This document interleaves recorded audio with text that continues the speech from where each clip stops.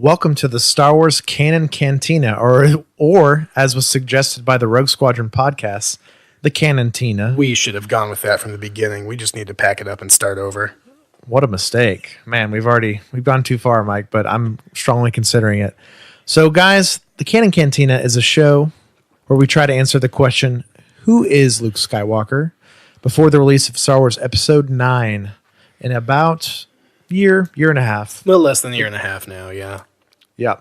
So, Mike, we've had some great discussions already. We've talked about Luke in Star Wars A New Hope. We've talked about Luke in Star Wars Empire Strikes Back. And then we talked about Luke's small period of time between Empire and Return of the Jedi, those months that pass. And what's really interesting about Shaz of the Empire, which we just finished up, it literally ends the moment Return of the Jedi is beginning. So today we're going to talk about Return of the Jedi. That's right. So it seems like we're focusing, heavily on the films here, the first few episodes of our podcast, but we're starting with the, timeline of Luke Skywalker as a hero. And aside from Shadows of the Empire and in the old canon and in the new Disney canon, Heir to the Jedi and the Marvel Comics run, these are the main influences or main appearances of Luke where he actually evolves as a character. So I'm just going to put this out there now. We know we did skip Heir to the Jedi, and we... right, that's a new Disney canon book, correct? Right, it was the very first Disney canon book that really featured Luke Skywalker. I just forgot about it, honestly, because I never heard great things about it, so I never read it. We'll go back and we'll cover that, and we'll also cover, probably starting next week, the current Marvel Comics run that focuses on the main Star Wars line, that focuses on Luke, Han, and Leia. Oh man, Mike, I'm so ready to tell people about this Marvel comic series. If anything, hopefully it inspires people to check these out via their comic book store, graphic novels, or just the Marvel subscription on their tablet or computer. Because it's well worth it. And you're right, we do get Luke Skywalker in those specifically between the New Hope and Empire 3-year period.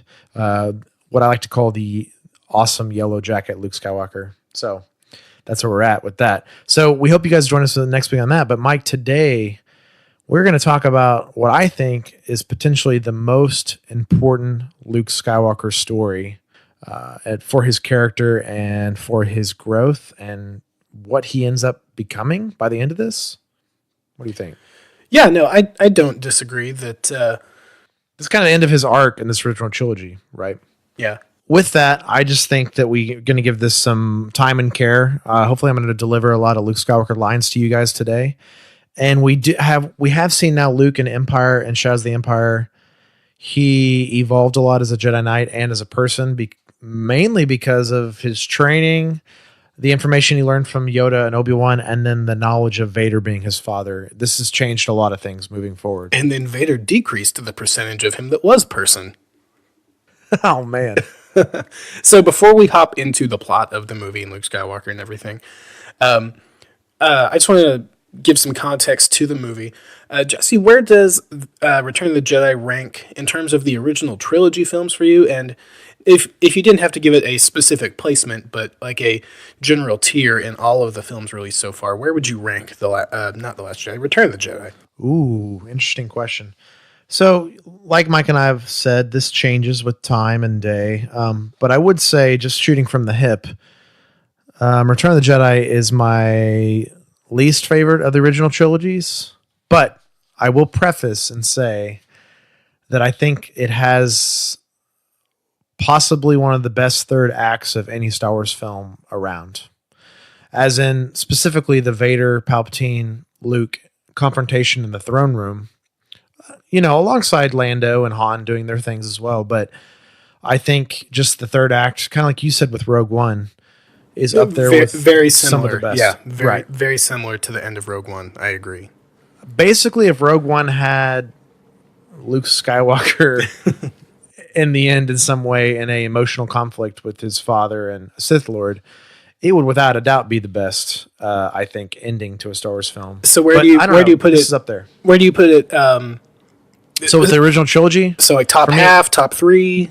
Or in terms of all of 10 films? Yeah. Top half for sure. I'm not sure it's in my top 3. I'm not sure about that now. But top the half film gives some context. Okay. something I've said a lot, which you might not agree with, Mike, or like, but I think Return of the Jedi and The Last Jedi are very similar. First of all, there's a lot of similar themes and things that happen in the movies, specifically the throne room and other things like that.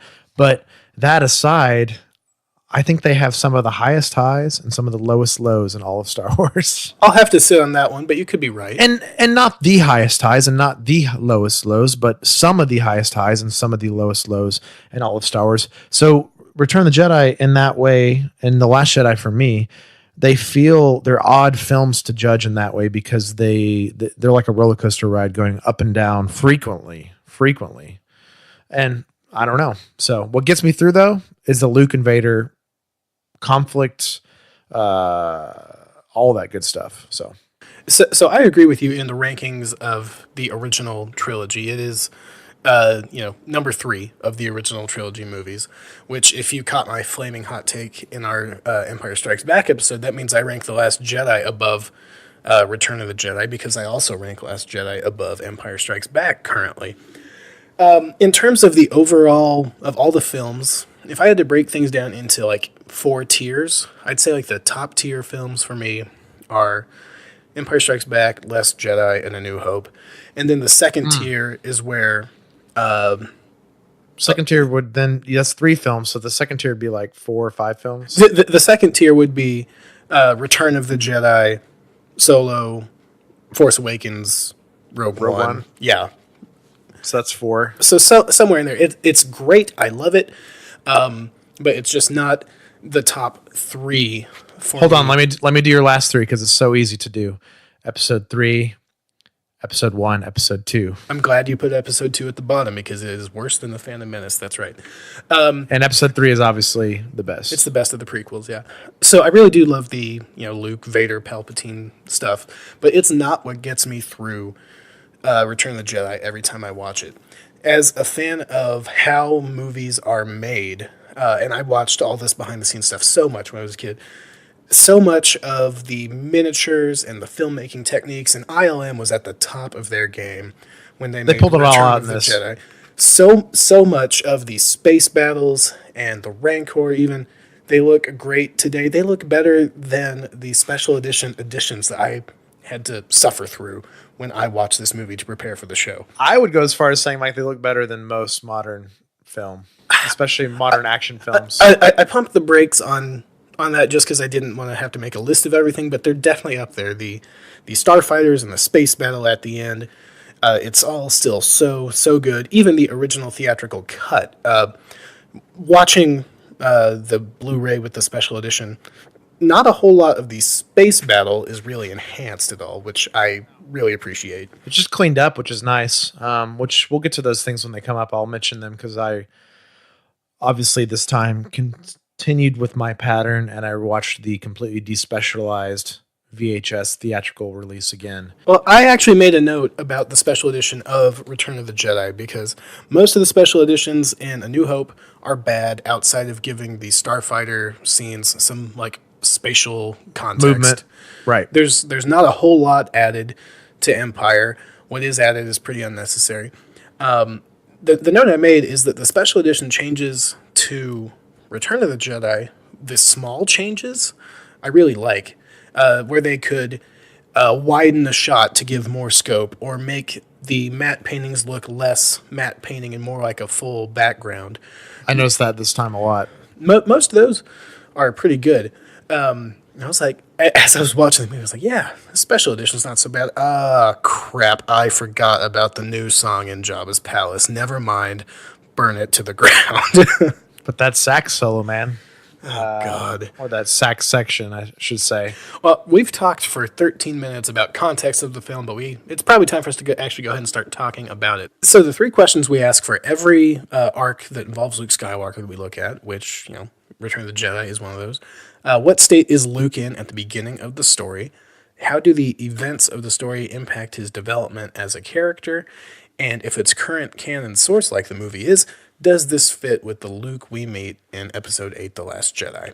All right, Mike, very good. We'll be looking at these throughout the episode. Let's move on to Return of the Jedi. Ever since Luke disappeared, people have been looking for him. I'm Luke Skywalker. I'm here to rescue you. A lot of rumors, stories. And I became a legend. People that knew him best. Luke. Young Skywalker. Luke. It's all true. I am a Jedi. Like my father before me. All of it. Okay, so right when we start in Return of the Jedi is right where Shadows of the Empire ends. So you guys that listen to our Shadows episode, I'll just refresh the very end. It's Luke in Ben's hut recording the hologram with R2 saying, "Greetings, Exalted One," and him being pretty proud of himself for coming up with that phrase for Jabba. He sends 3PO and Jabba. He sends 3PO and R2 off to Jabba's palace. And 3PO has no idea. 3PO knows it's some sort of rescue mission, but he doesn't know what Luke's about to do. So let's start now at the beginning of Return of the Jedi. The film, of course, starts with the Star Destroyer, like they always do. I would assume it's the Devastator, but I don't know, because we just see Vader's shuttle come out of the Star Destroyer. Do we see the Devastator, or do we just see the... I guess we do see it leaving the Star Destroyer. Yeah, so I'm assuming it's the Devastator, even though at this point it seems like Vader's fully moved on to the Executor. I don't know. So we see Vader land. He has a talk with his officers. Moff Jerjerrod poops his pants. Yeah, he says, "You need to double your efforts." And the Moff's like, "We're doing what we can. I need more men." And Vader's like, "Why don't you just tell that to the Emperor?" And he's like, "What?" And he says, "The Emperor's on his way. He's coming. So it better be operational when he arrives." And he says, "We will double our efforts." And and Vader says, "I hope so for your sake. The Emperor is not as forgiving as I am." The delivery of that line is so good. Yeah, it's really good world building for the audience too, because the only element of the Emperor we have is the discussion with Vader in the hologram room in Empire, which we mentioned a couple episodes back. And Palpatine's pretty stoked there. He's just the son of Skywalker, must not become a Jedi. Vader's now saying to his officers, "Hey, you guys know I kill you all the time? Well, my master is a lot worse than me. I'm actually pretty great. Bad? This guy really sucks." Yeah, I'm the good boss." And they're just like, "Oh God." That is Michael Scott level middle managing right there. It really is. So immediately we cut to Tatooine. We see R2 and 3PO walking. We see this long shot, Jabba's palace in the distance, really good. They're having a little discussion about Master Luke's plan, and R2's saying things which we have no idea what he's saying, which is great. We have the dynamic duo again on Tatooine, but this time they know exactly what they're doing. It's pretty interesting from a story perspective because they've come back to where they began, but this time they're on some sort of mission, and I find it very interesting. They come up to Jabba's door. So this is an example, Mike, of these Blu-ray compared to the regular release. To the theatrical cut, yeah. It's a much wider shot, giving you more scale of Jabba's palace. Yeah, because we all know Jabba's palace is huge, but this just adds more scale, which I always think is great for the non-Star Wars EU fans. People who have only seen the films. It tells them more about Jabba's palace and his lavish nature. They speak with the door droid, and 3PO is like, "He's rude to me. Let's just leave, R2. They're not letting us in." And then, of course, the door opens. R2 and 3PO go in. They're chased by a Bomar monk. I'm going to throw that side note in. That's some deep cuts there. I remember those guys. And 3PO's screaming, and R2's already way ahead. They run into the Gamorrean guards and Bib Fortuna at this point. De Wanawanga. Yeah. And 3PO says that they have a message from Luke Skywalker and a gift. And he's like, "Gift? What is that?" R2 just like, "There's a gift." 3PO doesn't know what the gift is. And Bib Fortuna's like, "All right, give it to me," is what you assume he says in Huttese. And 3PO's like, our orders were to give it only to the almighty Jabba himself. And you get to see a little Bib Fortuna throw a little fit, and they go. So the first time we see Jabba on film is really, really great. I believe it took 6 people to work all the different parts of the Jabba puppet.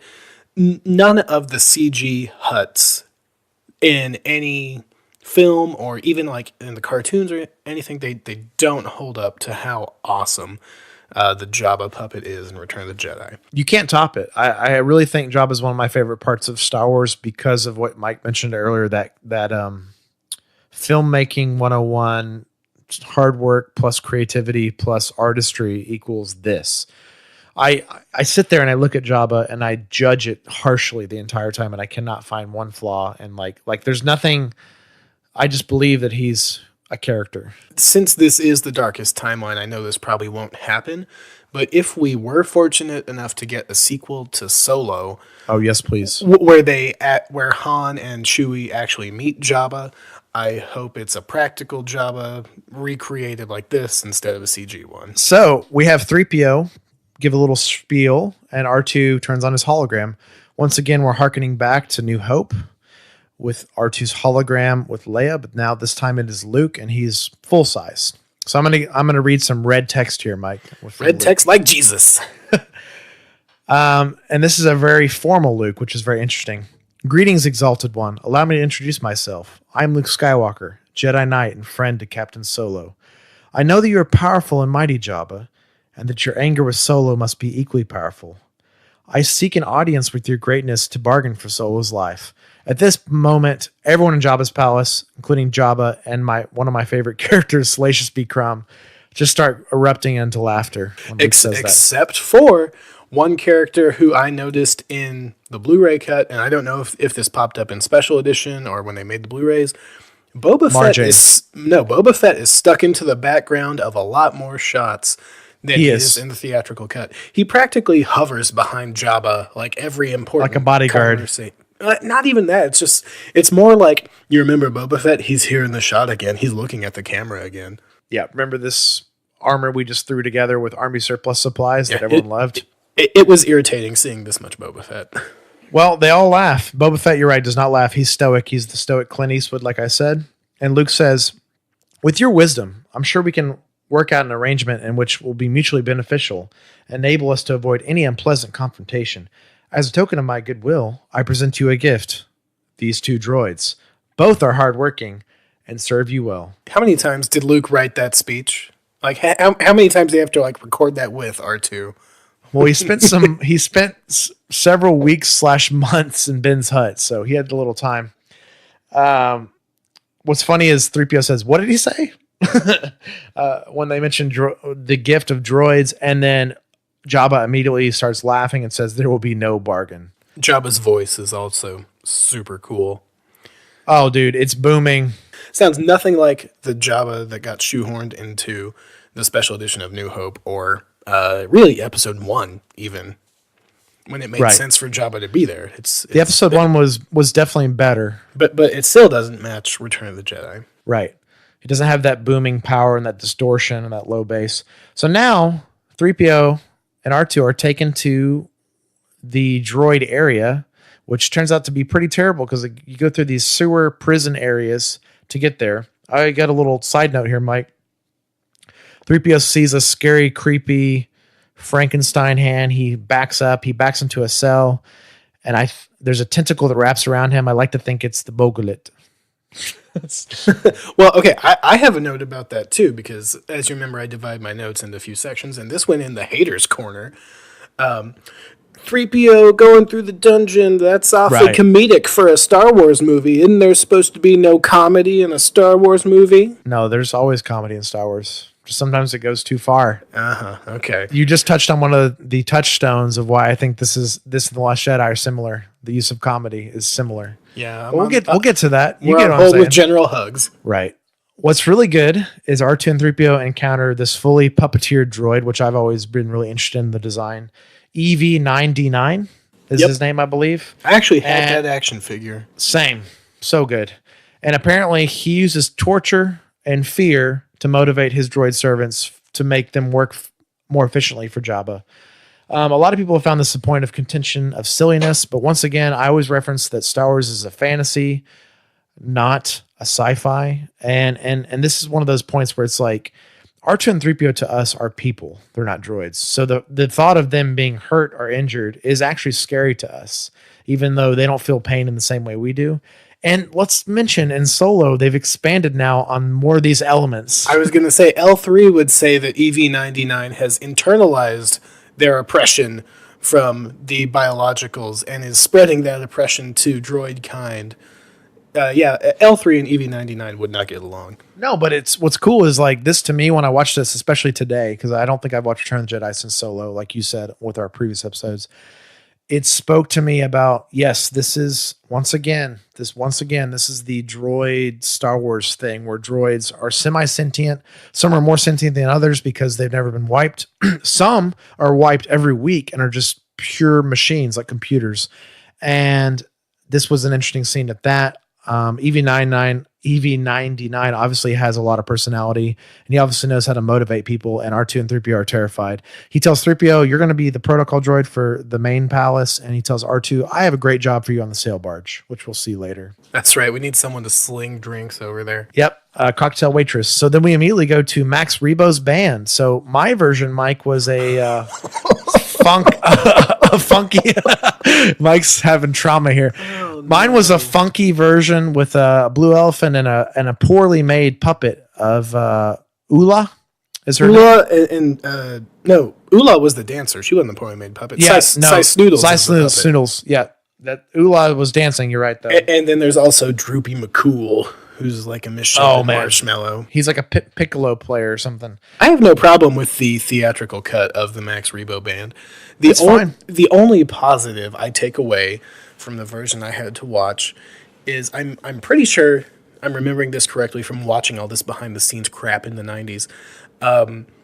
When they added this song in the special edition, they got the same actress who played Ula to come back and film these extra pickup shots, which I think is neat. But the rest of it, that song is hot flaming garbage. What do you think about Boba Fett flirting with the dancers? That's maybe the part I mind the least out of it.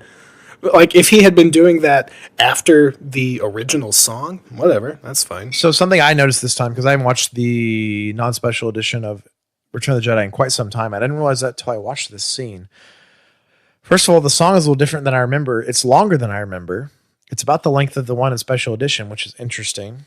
No, because shots. that one feels like it never ends. Well, that's true, but it's different shots, but it's about the same length of time.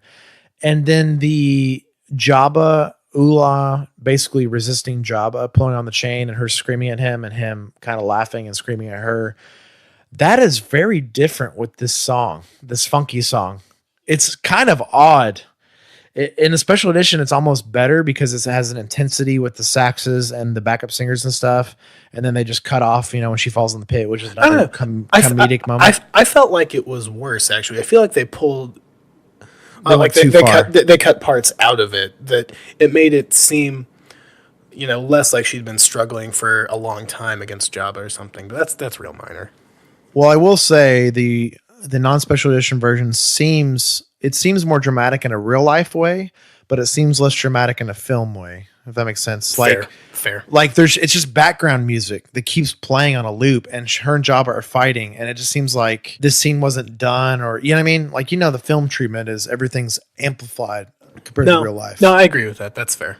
So I don't know which version is better. Obviously, the regular edition is probably better, and I love seeing the Sly Snoodles like puppet. It's interesting, even though it's one of the worst puppets in Star Wars. I actually think I saw that the actress who played Ula is going to be at FanX, the Salt Lake Comic Con here in September. I need to double check that.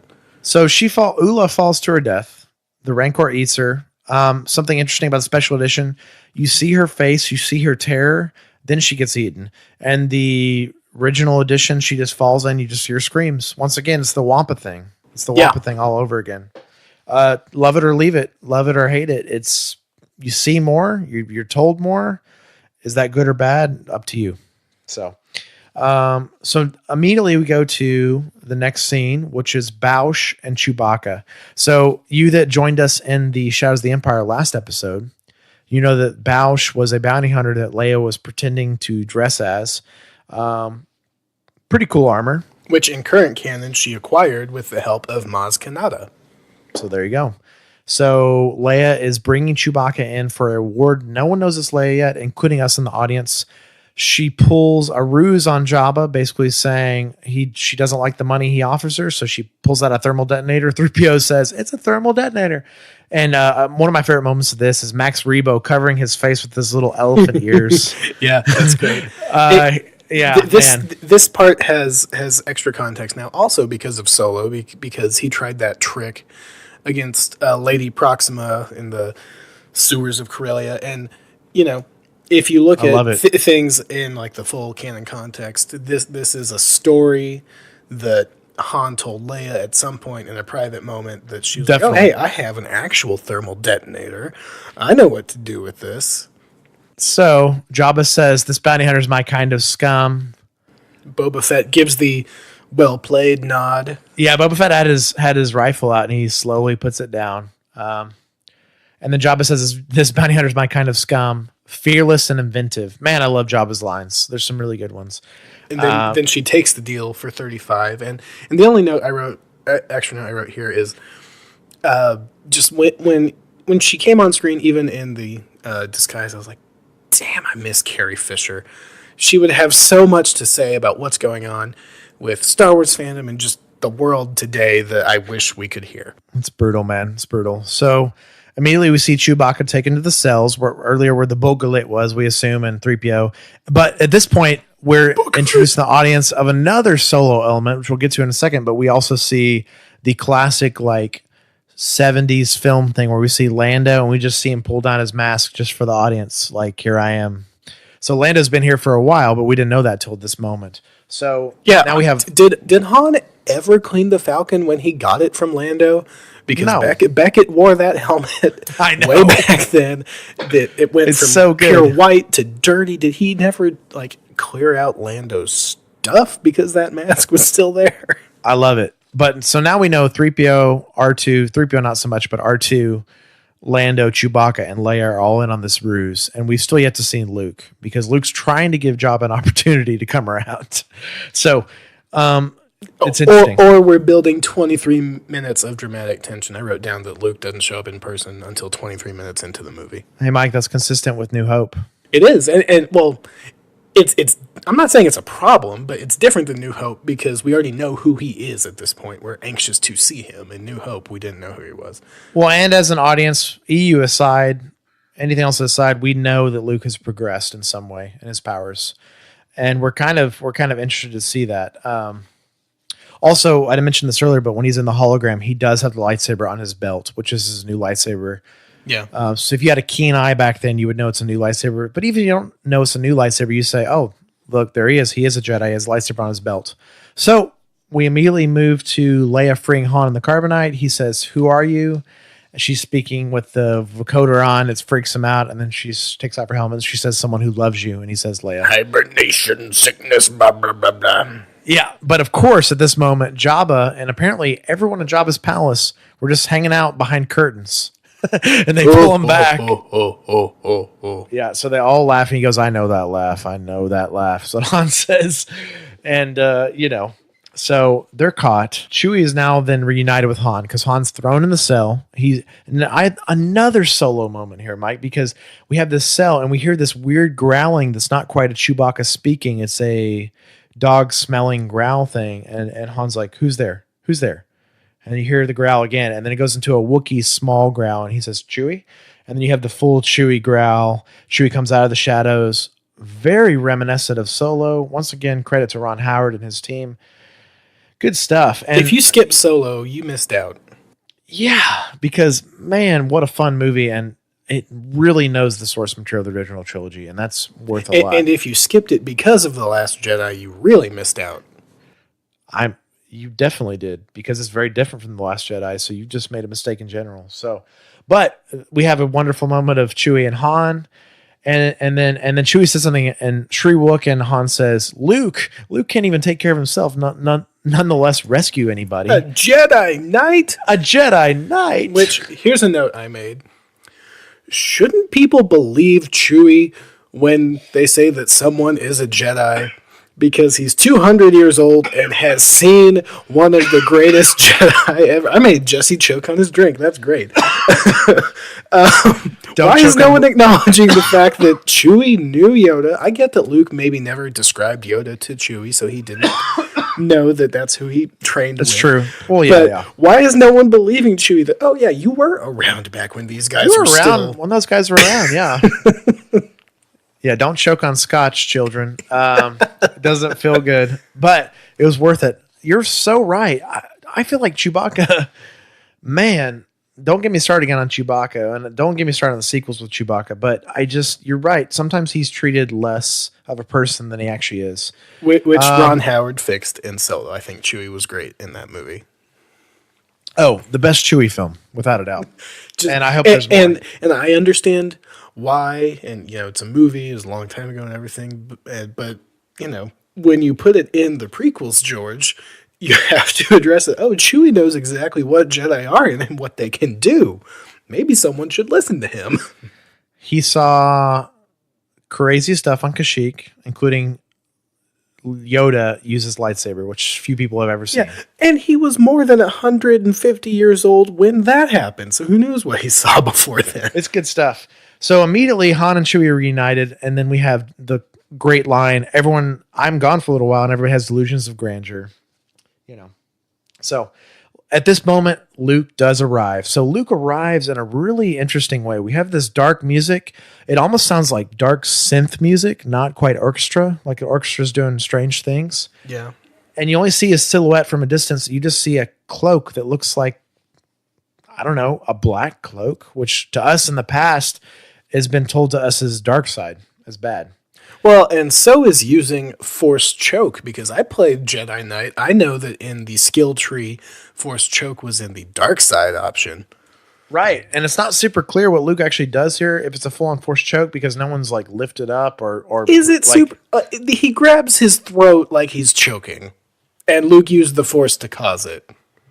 This is always a great discussion. I have no idea. I've always liked to think that Luke just did a subtle, like, you're going to sleep, you're having problems breathing, go to sleep sort of thing. I don't even think it's a problem if it's actually Force Choke. It's something he's sort of discovered on his own or through Ben's journals or whatever. He didn't realize how much of the dark side that using it involved. And I don't think that's... But we never see him use it again. And it's not the same Force Choke as a Vader uses by any means. It's very subtle. It's very... Like the guys kind of just sit on the ground and they hold their throats slowly. I think it's pretty consistent with when he chokes Admiral What's-His-Face around the Death Star conference table. Or Body. When he chokes the guy through the hologram. And I don't think there's anything wrong narratively with Luke using the dark side here, because he is still not a full Jedi, yet. He's still learning his path through the Force. Yeah, Luke's a little gray here, and I've always found that kind of interesting because I think it was a shock factor they were trying to convey to the audience. Not only does Luke have higher power, but he's using powers we've never seen. That's right.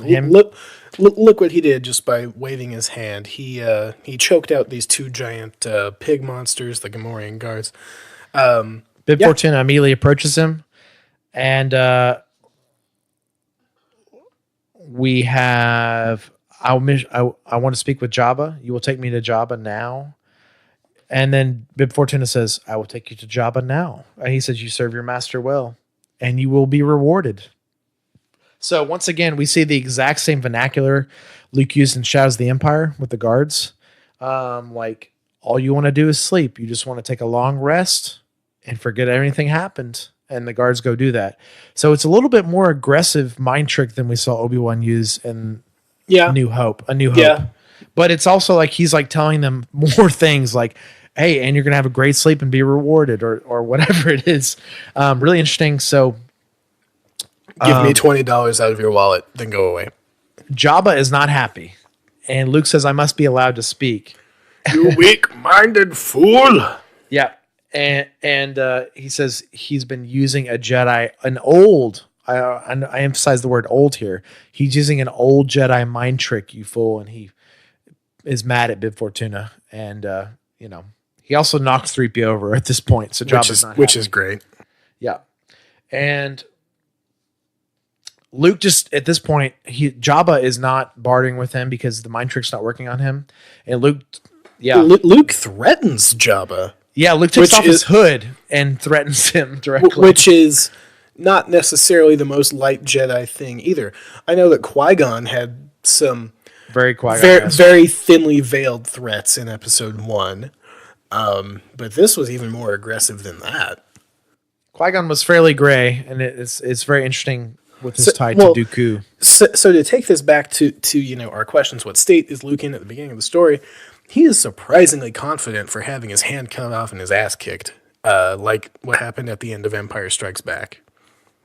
All we know is that 3 or 4 months have passed, and right. So we're seeing how he has grown, sort of, off screen. He's become this much more powerful of a Jedi. But when you look at the 2 films back to back, you would not expect him to show up and be this confident in his Force or Jedi abilities right after the essential failing. Yeah, the defeat on Bespin.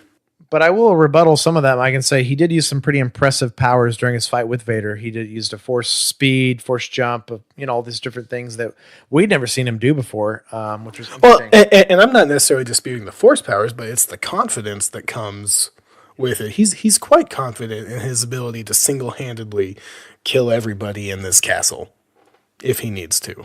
Right. And an interesting side note I'm going to mention here, which probably won't bode well in the Rey camp, but at this point, Luke's 3.5 years into his Jedi training. So though it's been very sparse, it's been okay. It's been very sparse.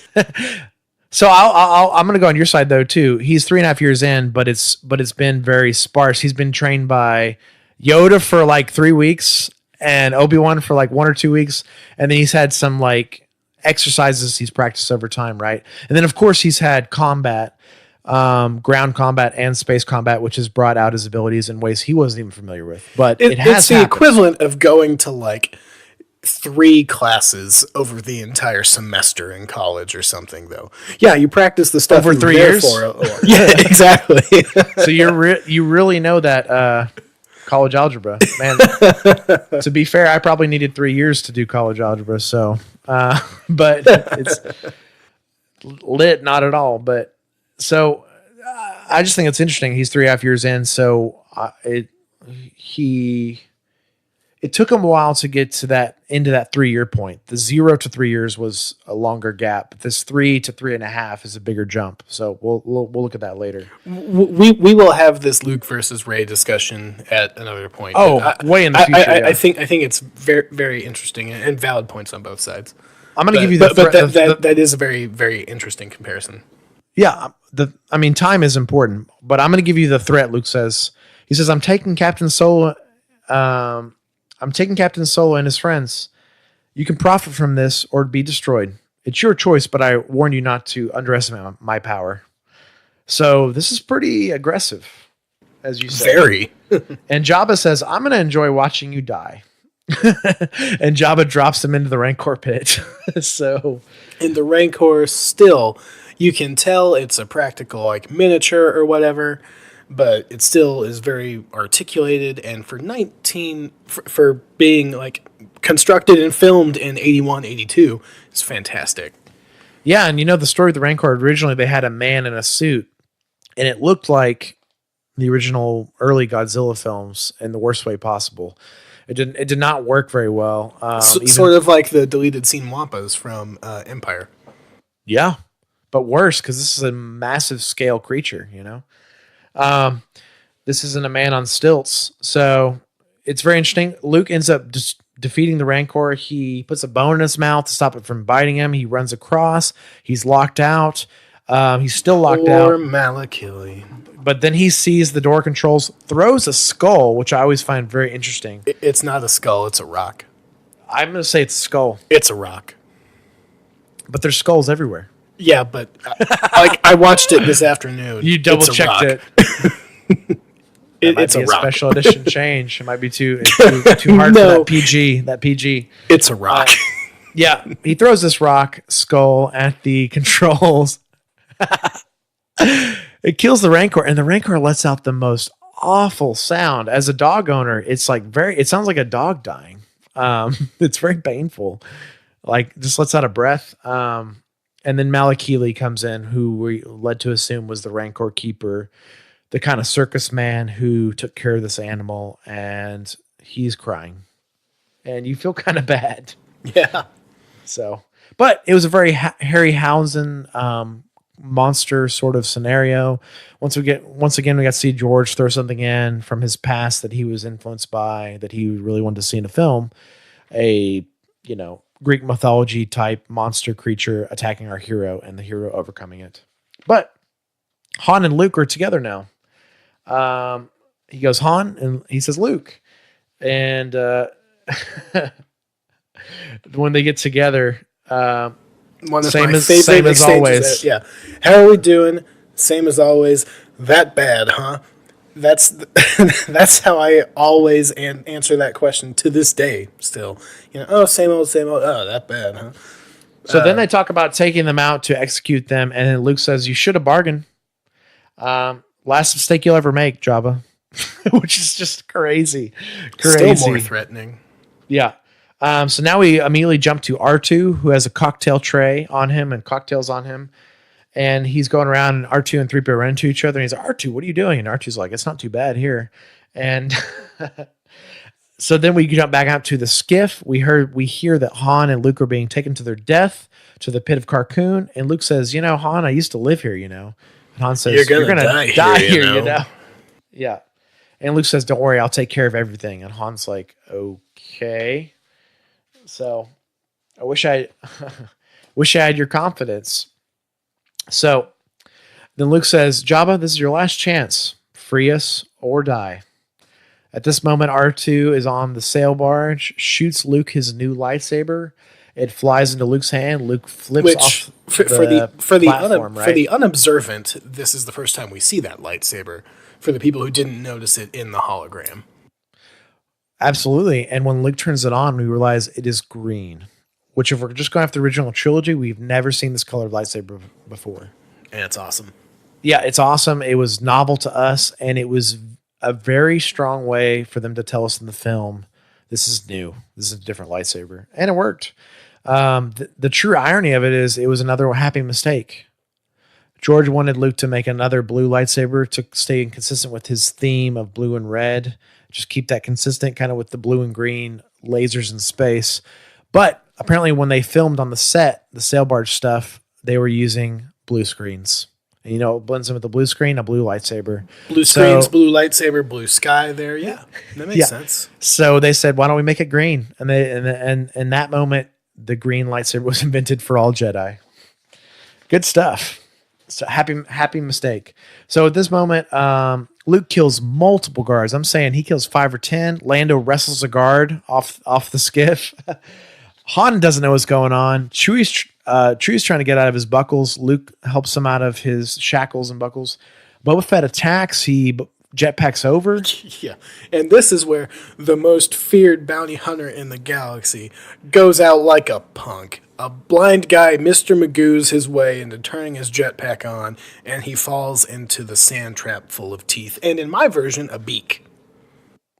Right, a beak. Hey, but before that, I'll give him a little credit. He does jump over, aims the rifle right at Luke's head. Oh, Luke immediately cuts the barrel off. You give him credit for aiming and not shooting, and then he wraps his grappling hook around Luke to contain Luke for about 5 seconds. And Luke cuts the grappling hook off, and then Boba Fett falls on his face.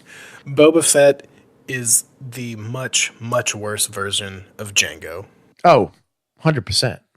Yeah. Even though we all attribute Boba Fett as the original super cool looking Mandalorian, he is so much worse at his job than Jango was. So what's the order? Jango, Phasma, Boba? Ooh.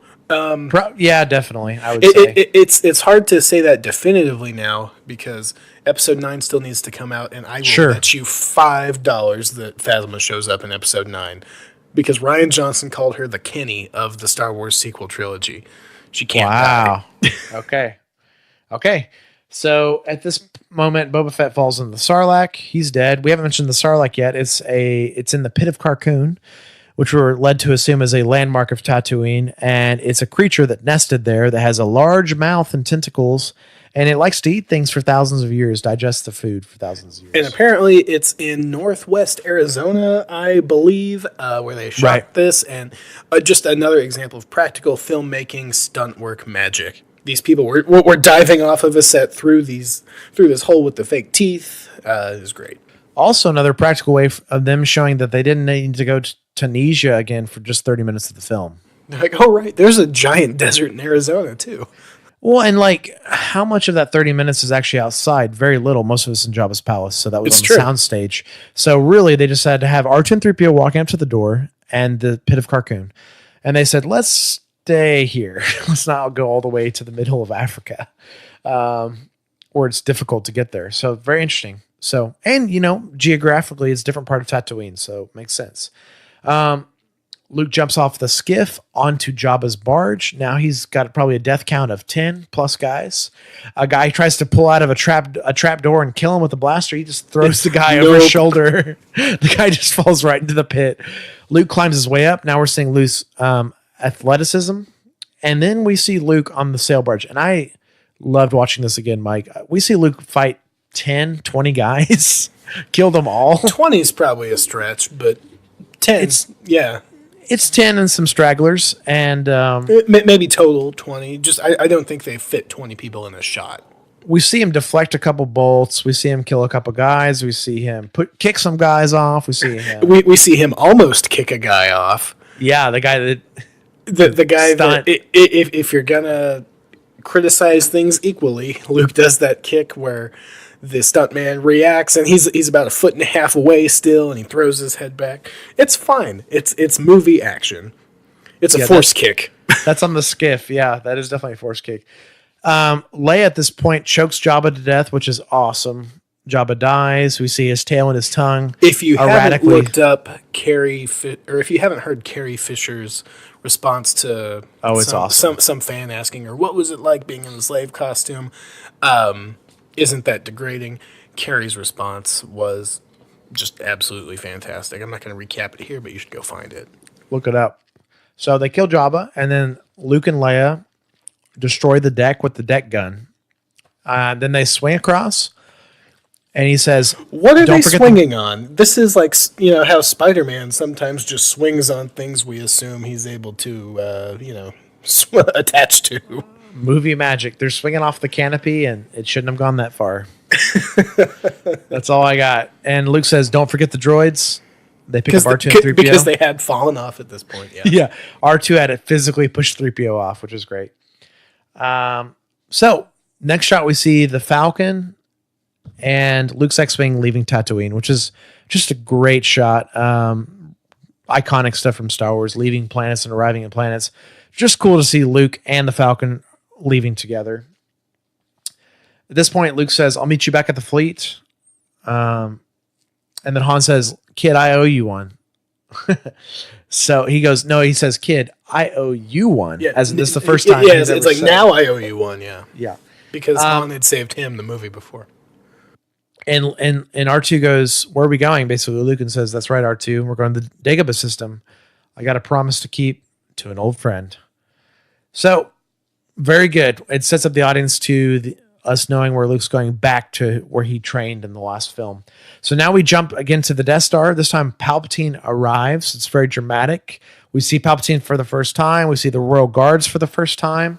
We've Palpatine's- gone on quite a while, but I will allow this because it's the first time we see Palpatine in person. He just says, "Rise, my friend." And he says, "Continue your search for young Skywalker to Vader. In time, he will seek you out, and then you will bring him before me. He has grown strong."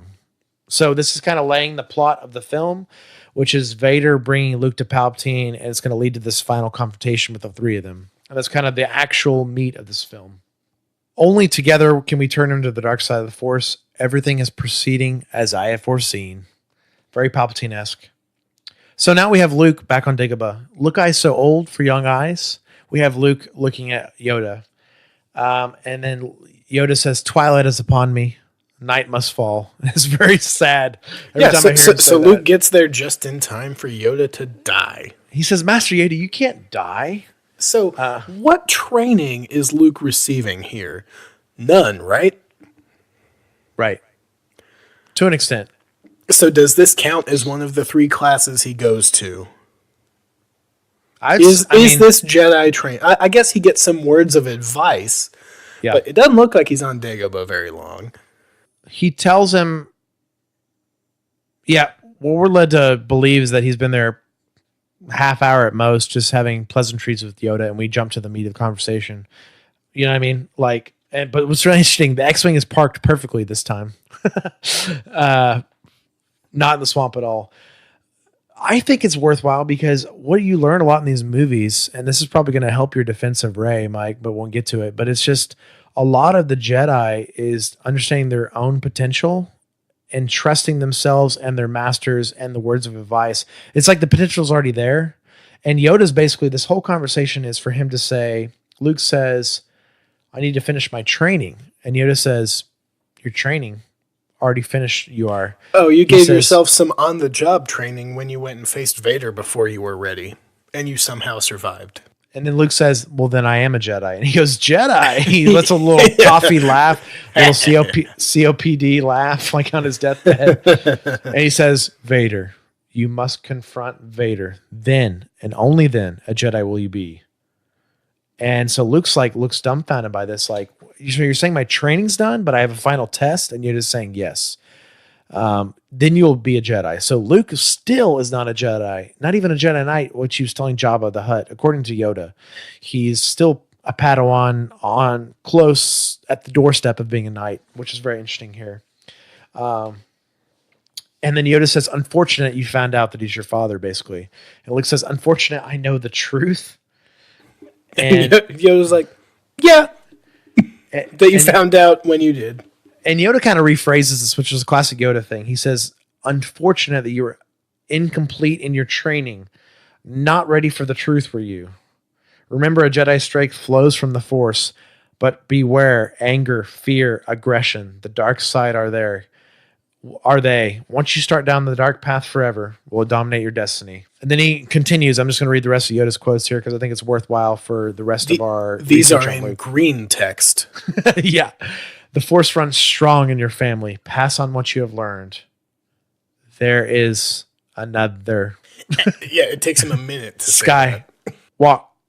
Skywalker. So Luke is just freaked out here. He's learned that Yoda says, pass on what you've learned. Finish your Jedi training by facing Vader, and there's another Skywalker. 3 giant pieces of information.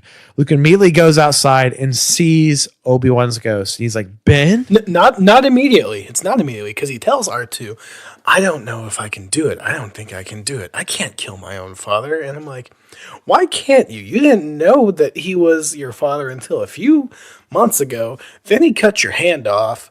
But this is Luke, man. This is Luke. Knowing it's his father...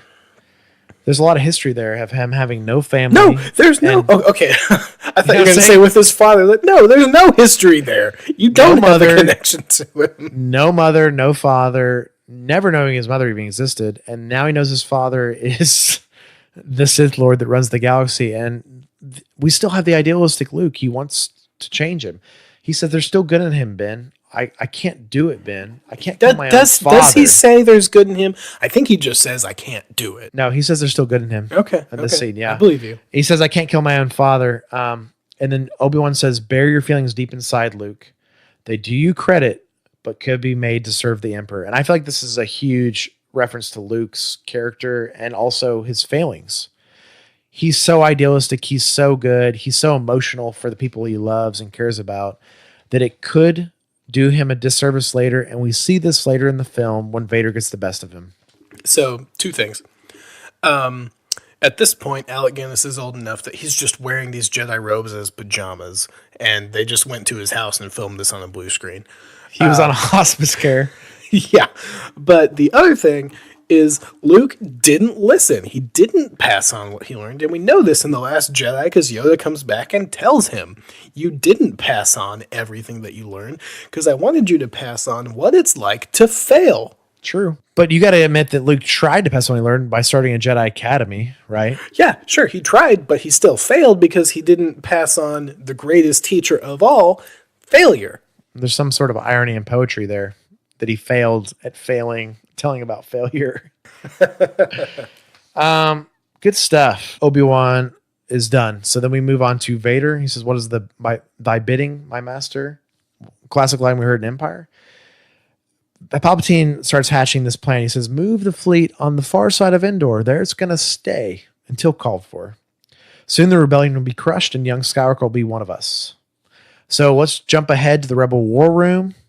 Han assembles a strike team. Luke shows up at the very end. We get a little bit of a Luke's music force swell here.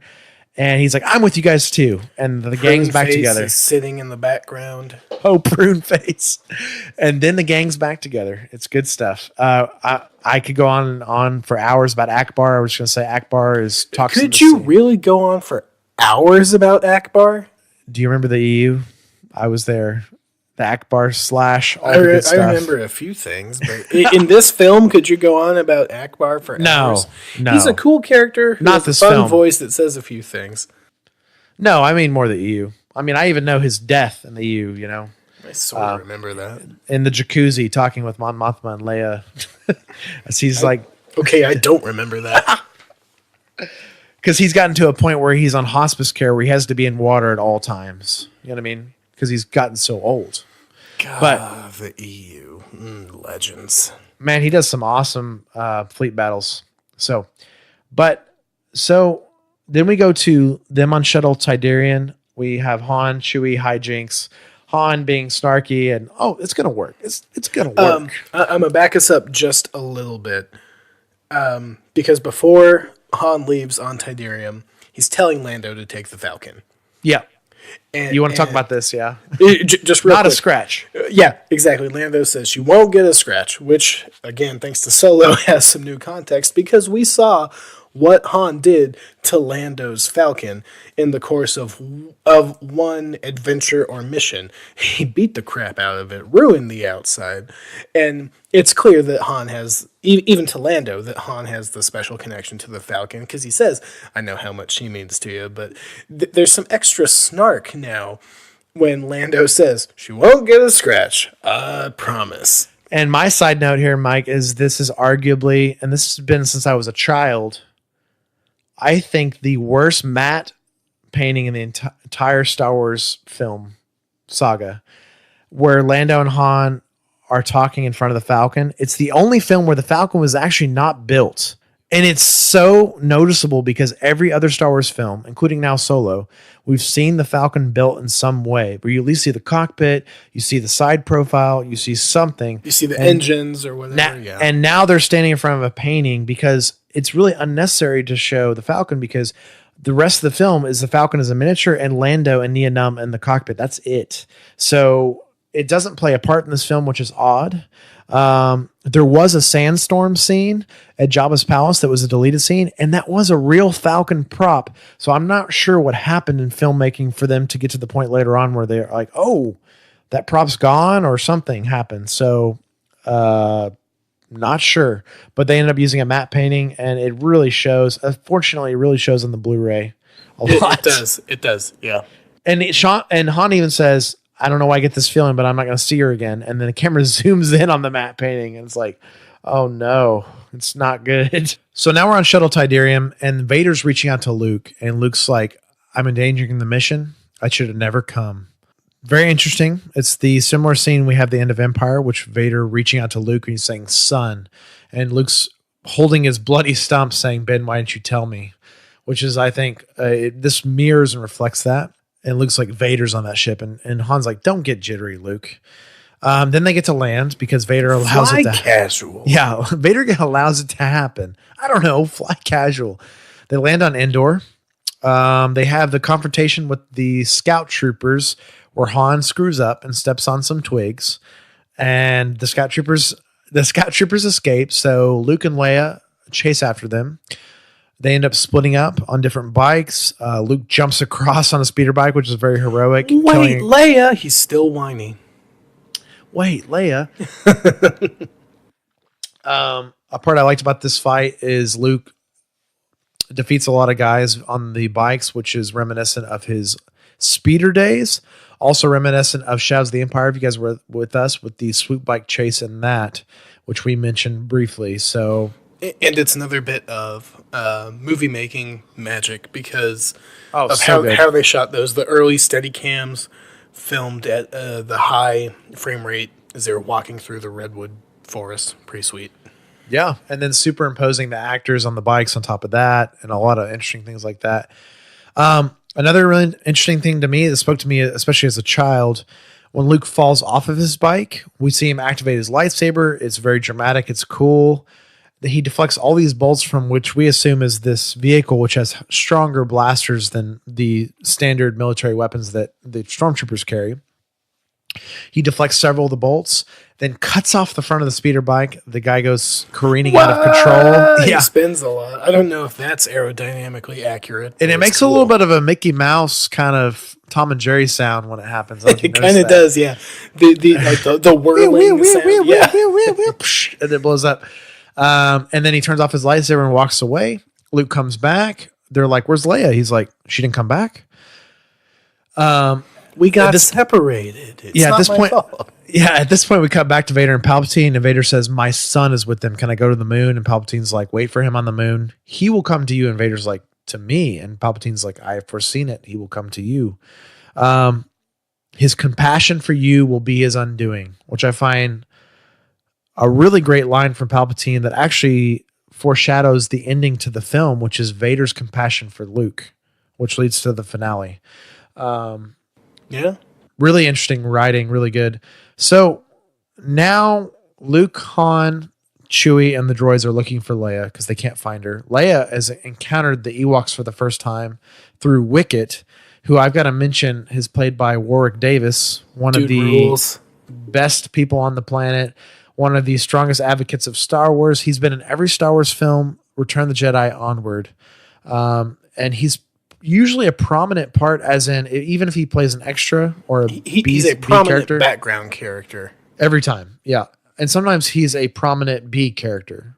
Like he's a step above a background character, as in he has lines, he's in scenes, like he was in Solo with one of Enfys Nest's main troops. He was 10 years old at this time. He was living the dream. And Carrie Fisher said she mommed him the whole time. Like she just was a mom to him, which is just seems great. He lived the dream, basically. That's responsible momming when you're flying high on. Was she still into cocaine when they did Jedi? I know she was for Empire. I think she was the worst actually during Jedi. That's why she's so thin. Yeah.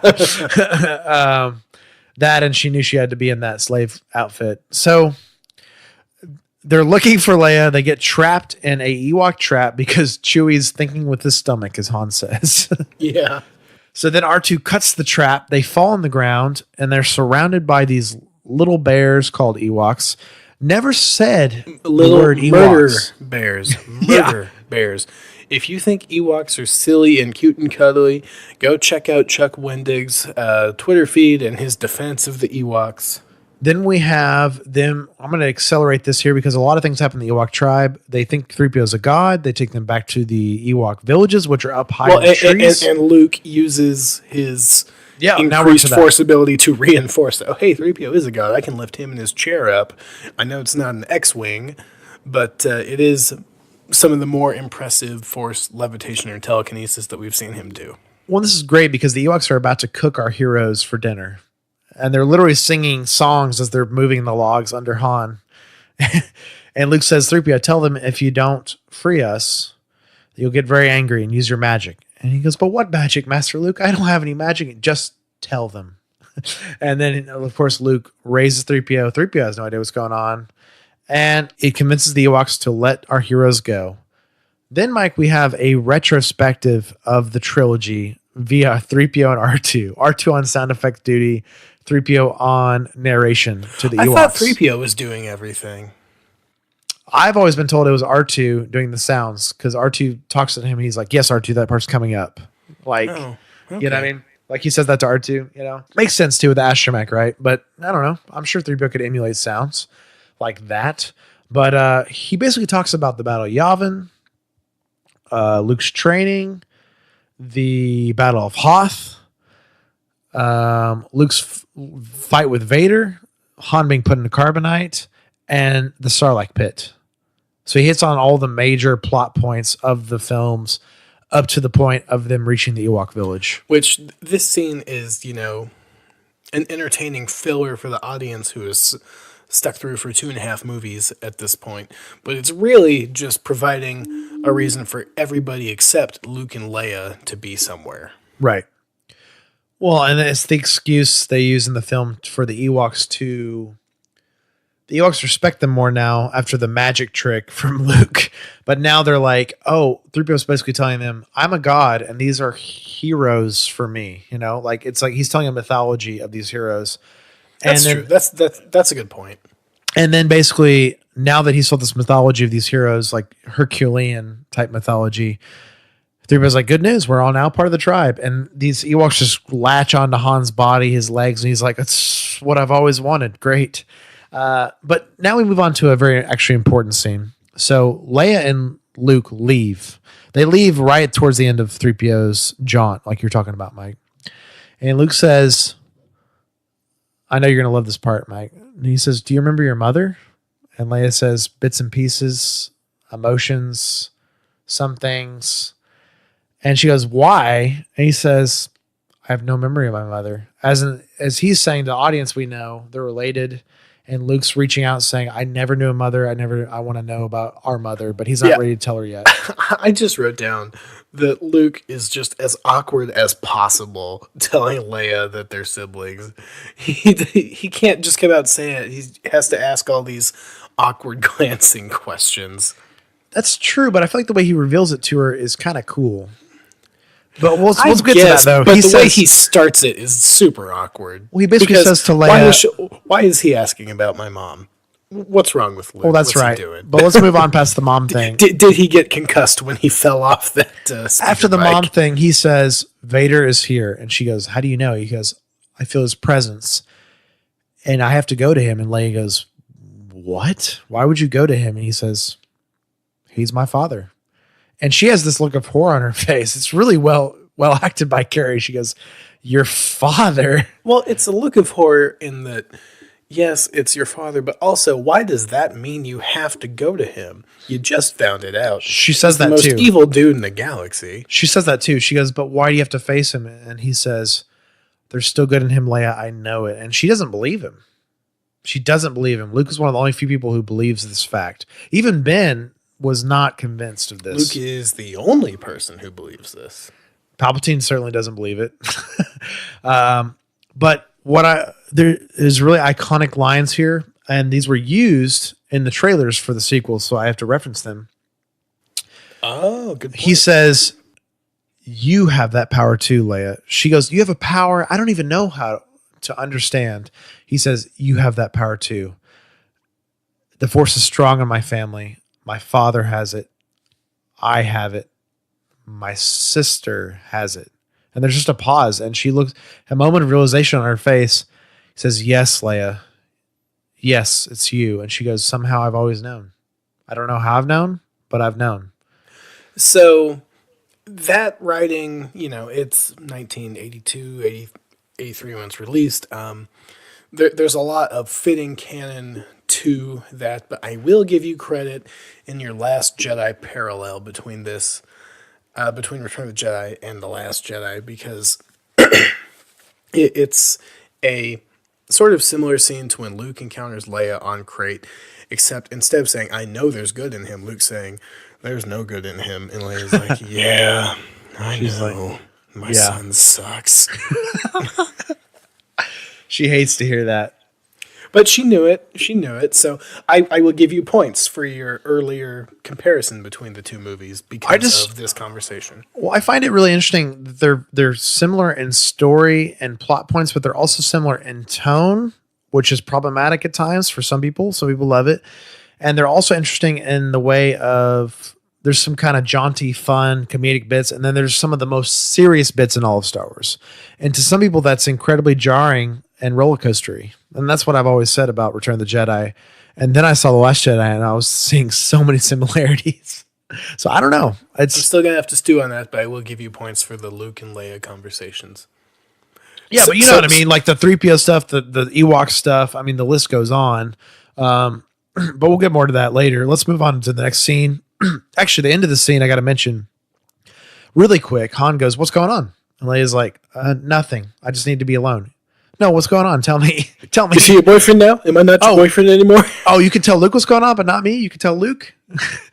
And she's like, I don't know through this information. She goes, just hold me. And Han's like, okay, I guess we're good. So he just holds her. And the scene changes. So Now we go to one of my favorite scenes of all time, and I've got a brief story here, but let's go to the scene. We see Vader's shuttle land on a platform. We see an AT-AT walk up, which is just, once again, Mike, you're talking about the culmination of all the elements of film they've done up to this point. They just threw AT-AT. And I had. Well, it's not. They didn't just throw it in. Luke surrenders to this AT-AT. This is the thing that he's getting off of on that platform to meet Vader. Is like, oh, he rode the AT-AT here, and I'd forgotten about that. Right, and it's so good. He goes, here's a rebel who surrendered to us. He was armed only with this, and the officer gives Vader a lightsaber. He says, "Good work, Commander," and he basically tells them to prepare because Vader knows what's coming next with the rebel troops with Luke, and he tells them to rouse up the rest of the rebels on the Endor moon. So then they go off. Here, I think we have one of the best scenes in all of Star Wars, if not one of the best scenes of the Luke and Vader relationship, which is pivotal to Luke's character. I agree on the second point, but not the first. Well, that's okay. I think the first point, probably because of David Prowse's execution in the scene and James Earl Jones' execution, there is true hesitation, confusion, and turmoil in Vader in this scene. And he says, the scene starts with Luke saying, "I know, Father." And he goes, "So you've accepted the truth." And Luke says, "I've accepted the truth that you were once Anakin Skywalker, my father." And Vader immediately yells at him, "That name means no longer has any meaning to me." He's doing this with the lightsaber. He's pointing at Luke in the head with the lightsaber. He can turn it on at any time. That name means nothing. I mean, it's the most intense Harry Potter wand ever, if you want to get into that. if it turns on at any moment, it's over. But I just really like this. And Luke says, "It's the name of your true Sith you've only forgotten." And there's silence. So then there's silence. Then we say Vader turning the lightsaber over and looking at it. Vader has this moment with Luke, and "Your skills are now complete. Indeed, you are powerful as the Emperor has foreseen." Luke immediately ignores that comment and basically says, "Come with me." Lol, nope, listen to me instead. Well, he's registering what his dad says, but he says, "Come with me." And Vader said, this is one of those perfect scenes I'm talking about. The inflection of Vader's voice is what I'm talking about. And he says, and you can almost see his face through the mask. You know what I mean? It's the David Prowse's performance alongside James Earl Jones' voice work. He says, "It is too late for me, son." And it's just the way the execution. And Luke says, "I will not join. You'll be forced to kill me." And Vader says, "It is too late for me. The Emperor will show you the true ways of the Force." And Luke's like, "You will have to kill me." And Vader's like, "If that is your destiny." Once again, with apprehension in his voice. And then Luke says, "My father must be truly dead." So Luke's kind of challenging him. "Oh, you're going to kill your own son. You're not going to come with me. And you're going to choose your master over your own son. Then my father really is gone. You're right." So, important scene. Immediately, the next scene we're going to go to is Palpatine's throne room. "Welcome, young Skywalker. You no longer need those." He rips Luke's binders off, which binders are just the name for handcuffs in the Star Wars universe. He says, "Guards." Established back in episode 4. Right. He says, "Guards, leave us." And the Royal Red Guards leave. Once again, That's the Praetorian Guard, right? Oh, no, sorry. These are just called the Royal Guard and the original trilogy. But you're right. Once again, parallels with The Last Jedi. We have the Red Guards and the Supreme Leader or the Emperor. The Red Guards everywhere. The advisors occasionally come in. The use of red and black. Interesting stuff. But Luke says, "You're gravely mistaken. I'll soon be dead, and you with me." And Palpatine starts kind of laughing at him. And Luke says, "Your confidence is your weakness." And Palpatine says, "Your faith in your friends is yours." Which, is a good line, but it's also like Palpatine saying, "I know you are, but what am I?" Sort of level retort. At this point, we see the Rebel fleet go into hyperspace. They pop out by the Death Star, which is another fantastic. God, it's so good. Miniature, practical, filming. Scene. We see A-wings, B-wings, X-wings, the Falcon. We see Y-wings. Y-Wings. We see several Mon Cal frigates. We see the home one. We see the Liberty. We see several Rebel transports, several medical frigates. And, Mike, I'm also going to point out, we see several of those hodgepodge frigates, which you also see in Rogue One, which are kind of like half medical frigates, half transports, but they're just kind of there just to like provide support. Like, we don't have guns, but we're here in case we can do something. Exactly. Comm support, tactical support. Or in case we need to hyperspace into any big ships. You're not getting me. I'm not derailing right now. Okay.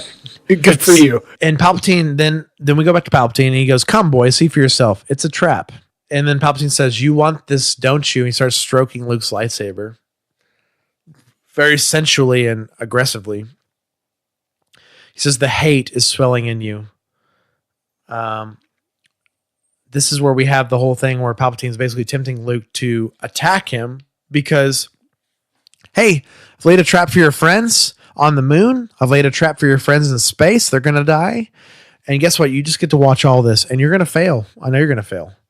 So then at this moment, we pan back to the moon. We see the Ewoks attack. Which we don't need to spend too long on because Luke is not directly involved in. Yeah, then we go back to Luke. Once again, we go back and forth. We see, as you, my young apprentice, your friends have failed, and witness the firepower of this fully armed operational so at this point, battle the Rebel station. fleet has come out of hyperspace. They've realized the shield is still up. They've pulled up. They're about to decide to engage the Star Destroyers at point blank range. I wrote down this question. So this is right before Luke uses the Force to grab his lightsaber and try to kill the Emperor. Sure, a couple good lines here, which I'll mention after this. Right, but my question is, had the fleet done what Akbar's initial reaction was when they realized the shield was still up and it was a trap and to leave, would Luke have been desperate enough to go for his lightsaber if he had seen the rebels leave the system? Or would he have tried to, keep the conversation or the encounter with the Emperor going? Or was he just destined to have this, lightsaber fight with Vader? I don't know. I think he would keep it going because he makes it clear to Leia. He says, "If I don't return, you're the last hope for the rebellion." And Leia's like, "Luke, don't talk like that." And it's fair to say, or it's worth pointing out, that even if Akbar, Lando, and the fleet had left, Luke would still know that Han and Leia are down on the surface of Endor. And we see in a great deleted scene that at some point the Emperor orders Moff Jerjerrod to fire the Death Star's main weapon on the moon to eliminate the rebels down there.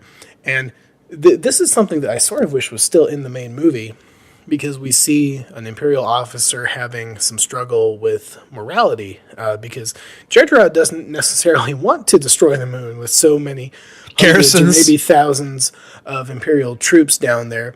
And that's rough. It's Rogue One stuff. It's Rogue One stuff, and it's some emotion that we see in Imperial officers that's not normally there. Sort of like with Captain Kennedy in The Last Jedi, how he's so flippant to General Hux about, "We should have launched the fighters 5 bloody minutes ago." Jerjerrod's like, "We can't fire on the planet because we've got so many people down there. What's wrong with you, you crazy old man in a bathrobe?" Yeah. I like it. These are all great points. I think Luke would stay because at this point, Luke had already sealed his fate where he's like, "I have to face Vader.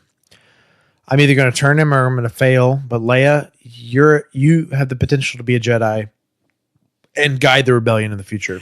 And you're probably right. But if Han and Leia had been with the fleet instead of on the planet, and the fleet had retreated, I think Luke may have acted very differently because, like the Emperor said, your faith in your friends is your, weakness.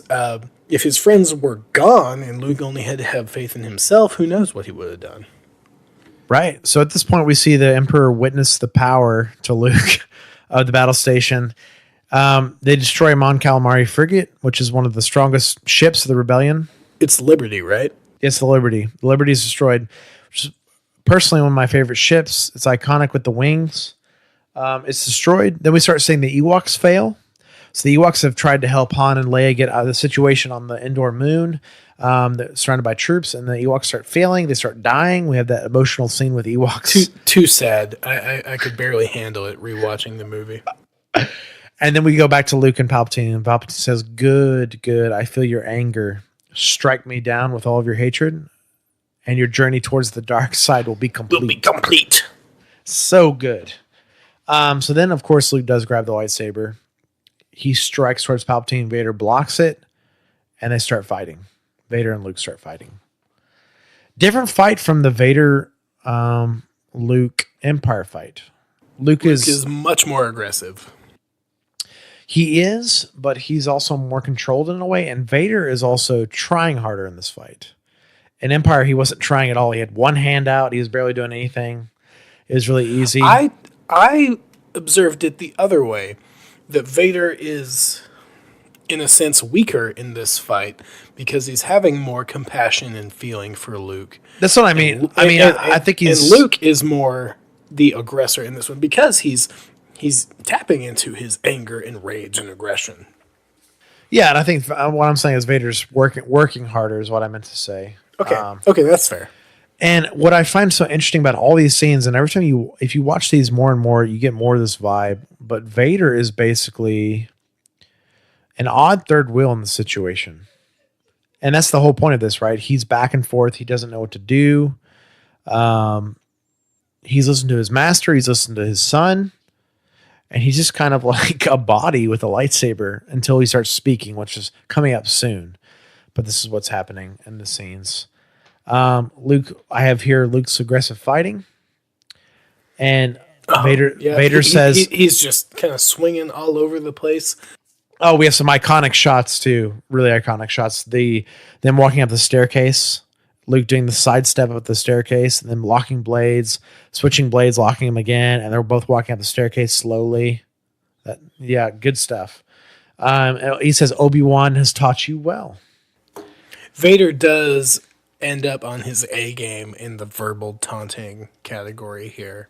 100%. So Luke says, your thoughts betray you, Father. I feel the good in you, the conflict. And Vader says, there is no conflict. And Luke says, you couldn't bring me to kill me before, and I don't see you. I don't believe you'll destroy me now.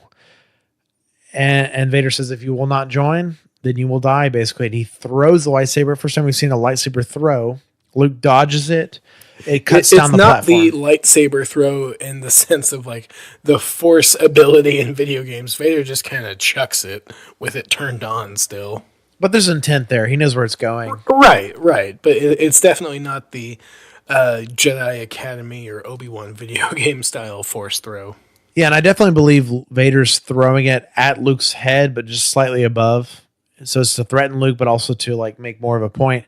He could have thrown it way lower if he wanted to, but he didn't. I feel like he accomplished exactly what he intended. He's like, he's standing on a bridge. I'm just going to cut that bridge down. Yep. So then Luke falls down. You hear Palpatine saying, good, good. And then Vader picks up the lightsaber and turns it back on. We immediately go back to the Endor sanctuary moon, as Palpatine calls it. And we see Han setting the charges because Han has made it into the bunker now. They're setting the charges. Then we go back to the throne room. And then now we have Luke hiding from Vader. And he says, you cannot hide forever, Luke. Give yourself to the dark side. The only way you can save your friends. Your thoughts betray you. For your friends, especially for your sister. So you have a twin sister. Your feelings have now betrayed her too. And that's what pushes Luke over the edge. Yeah, then Vader says, Obi-Wan was wise to hide her from me. Now Who was wise? Obi-Wan. Did you say Obi-Wan or Ewan? Oh, I don't know. Freudian slip. I'm going to have to go back and listen to that. I think you said Ewan, which is hilarious. I'm in love with both, so it's interchangeable. It's interchangeable. And he says, now his failure is complete, which I always find such an interesting line. Like he's like, I killed him. All this stuff. But now his failure is complete. As in, like, the last vestige of Obi-Wan is gone. And Vader kind of has some satisfaction in that. No, that's a fantastic line. I agree. If you will not turn to the dark side, then perhaps she will. And Luke comes out screaming with the aggressive high stance, which we've seen in the prequels and other things like that. And then Luke brings the aggressive stance on Vader. Then we have probably the most iconic shot in all of Star Wars, in my opinion, which is a wide panning shot of Luke bringing the aggressive attacks on Vader. And Vader is in retreat the entire time. And it's a shot panning from the right all the way to the left to the reactor, where Luke has Vader on the ground. This shot is so iconic because it has these kind of sort of monk vocals. The music is not the standard Star Wars classical music. It's very dramatic. And then the scene ends with Luke going bam, bam, bam, bam. And the lightsaber goes through Vader's arm and Vader screams. He's very clearly not, engaging in a planned attack. He's just swinging his lightsaber as hard as he friggin' can because he's angry. He's embraced his, anger and aggression. Yes, it's so good. And then we probably have my favorite scene of all of Star Wars coming up. But Luke basically looks at Vader's hand. It's missing. Then he sees that Vader's hand is robotic. It's wires sticking out. Then you see Luke actively move his robotic hand, and you hear the robotic sound move when he moves it open and closed. Good job, Ben Burt. Very good job, Ben Burt. And then he turns his lightsaber off, throws it as far as he can, and he says, "I'll never turn to the dark side," to Palpatine, because Palpatine basically says, "That's right. Strike your father down." Aggressively throws the lightsaber away. He makes a goodness. conscious decision to throw the lightsaber away because he's not going to embrace what it just stood for him. He was just using it in, anger, aggression. He realizes that what he was just doing was exactly what Palpatine wanted. Yeah. Palpatine says, "Strike your father down and join me at my side. Take your father's place at my side." He says, "Never. I'll never join the dark side." And he says, "I am a Jedi, like my father before me." And the execution of Mark Hamill in this scene is one of his best lines. Something about he's out of breath, and the execution, the way he says it, is so it's kind of humbling, and it's simple and true. And he really means it. And he says, Palpatine says, "So be it, Jedi."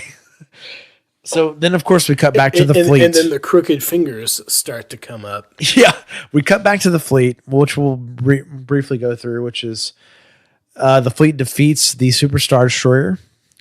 They defeat some of the other Star Destroyers. And then at this point, we see Lando, Wedge, and several other fighters breach the shield and go into the Death Star reactor, including, I'm going to mention, Mike, Nora Wexley and her Y-Wing from the Aftermath series. We don't actually see her, though, do we? We don't, but we see her Y-Wing in almost every shot. Okay. We never see the pilot, though. You're right. We see the A-Wing pilot often, though. If you have not watched the deleted scenes on YouTube from this movie, track down the ones where there's the Mon Calamari. I believe he's an A-Wing pilot. I've seen that. And some of his deleted lines are fantastic because the puppeteer eventually just goes off the rails, and it's really funny. So then, of course, we have Lando and them approaching the reactor. But, of course, like Star Wars does, we cut immediately back to the drama. We don't know what's happening with Lando yet. Palpatine says, "If you will not be turned, then you will be destroyed. You will die." So then we see the first time on screen, we see the Sith lightning, the most powerful force power in film form at this time. Luke is writhing. Yes. Luke is writhing in pain. You see the actual lightning going through his entire body, his skeleton, up to his teeth, out of his body. Which is fantastic special effects for 1983.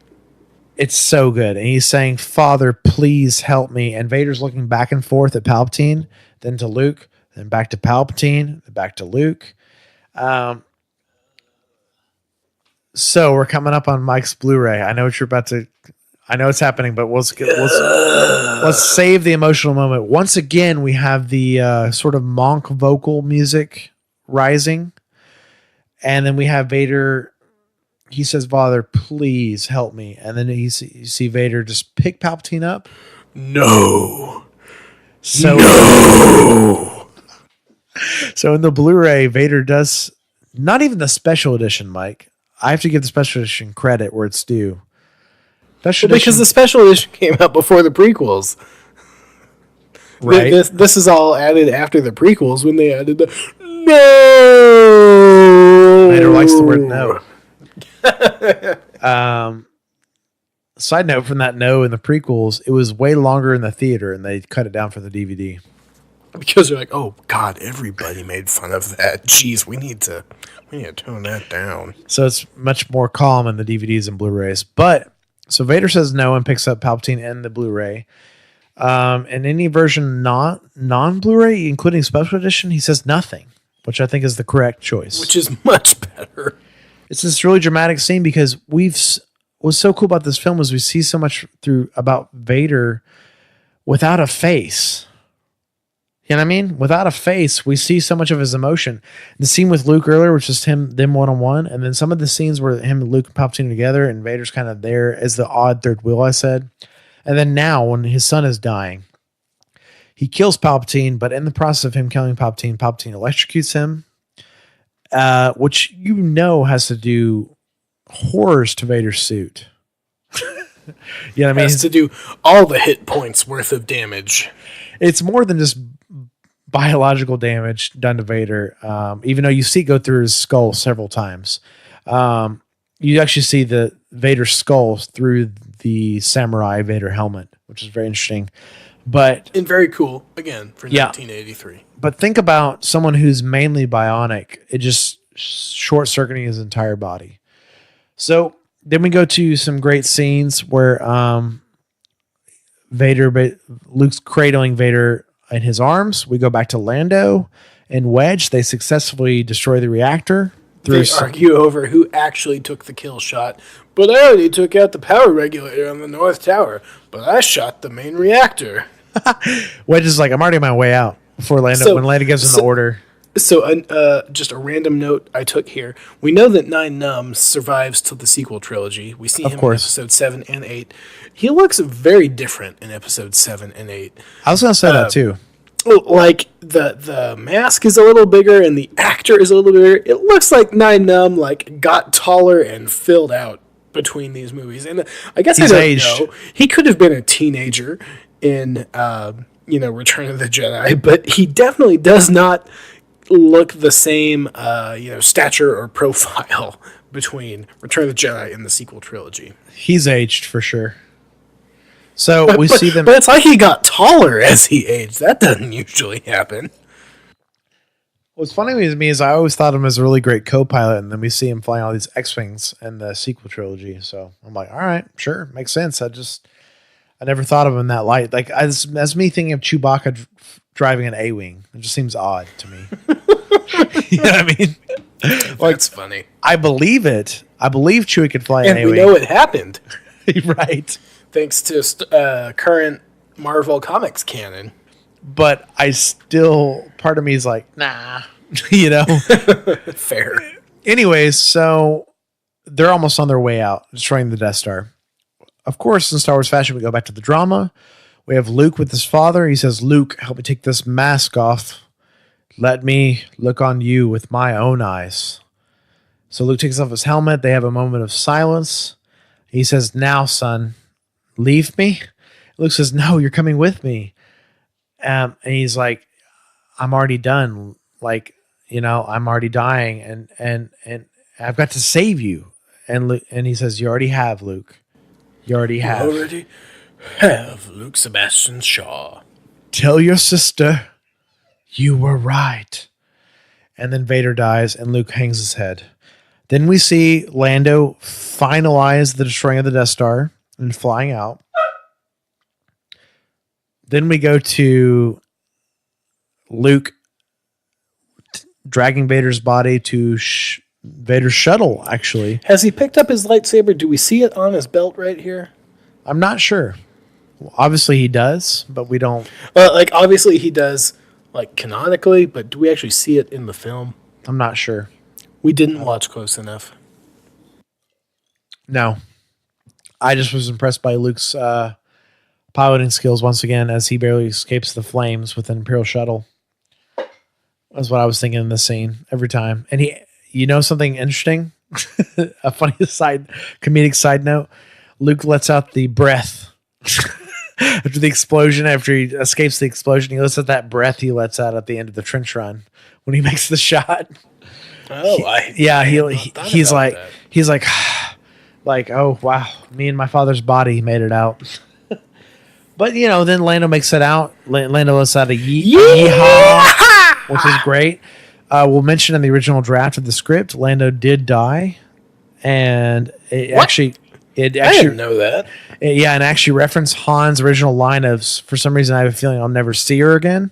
So Lando and the Falcon actually were destroyed, but about halfway through filming, they actually changed the script because they said, no way can this film end with Lando dying after all this good has happened. That's god dang right. So you notice the flames with surround the sequel trilogy, with Poe Dameron, because he was supposed to die in the first half of Episode 7. Exactly. And well, Oscar Isaac's too good. We can't have that happen. So then, of course, we go back to Endor, and I'm going to talk about my experience with the despecialized edition, which is mainly just the Ewoks beating on drums for a while. Then it goes into the classic. Is it drums or helmets with skulls in them? I think it's that. Because Chuck Wendig has made it very clear the Ewoks eat their foes later, which I think is fantastic. Because, it makes sense with their indigenous, their low-functioning indigenous animals. I mean, it's fine, But I actually had in my version, Mike, since I watched Harmy's Despecial Edition, the Yub Nub song. The classic Yub Nub. I will admit to turning the movie off after Luke and Vader flew away from the Death Star because I knew what was coming and I didn't need to see the rest of it. So what's wrong with the finale for you? So before the finale, let's mention a very important scene. We hear the Force theme and we see Luke light Vader's body on fire, which is reminiscent of the Jedi. We know that the Jedi, in our experience through the film, burn the bodies of their fallen. Well, we know that thanks to the prequels. We didn't before. Right. Until, and it might be just a Star Wars people thing, what people do in the Star Wars universe, right? Until we realize that a couple of the Jedi have mastered the way of being one with the Force or something like that, which we'll get to later, which is Obi-Wan and Yoda just dying and becoming one with the Force instantly.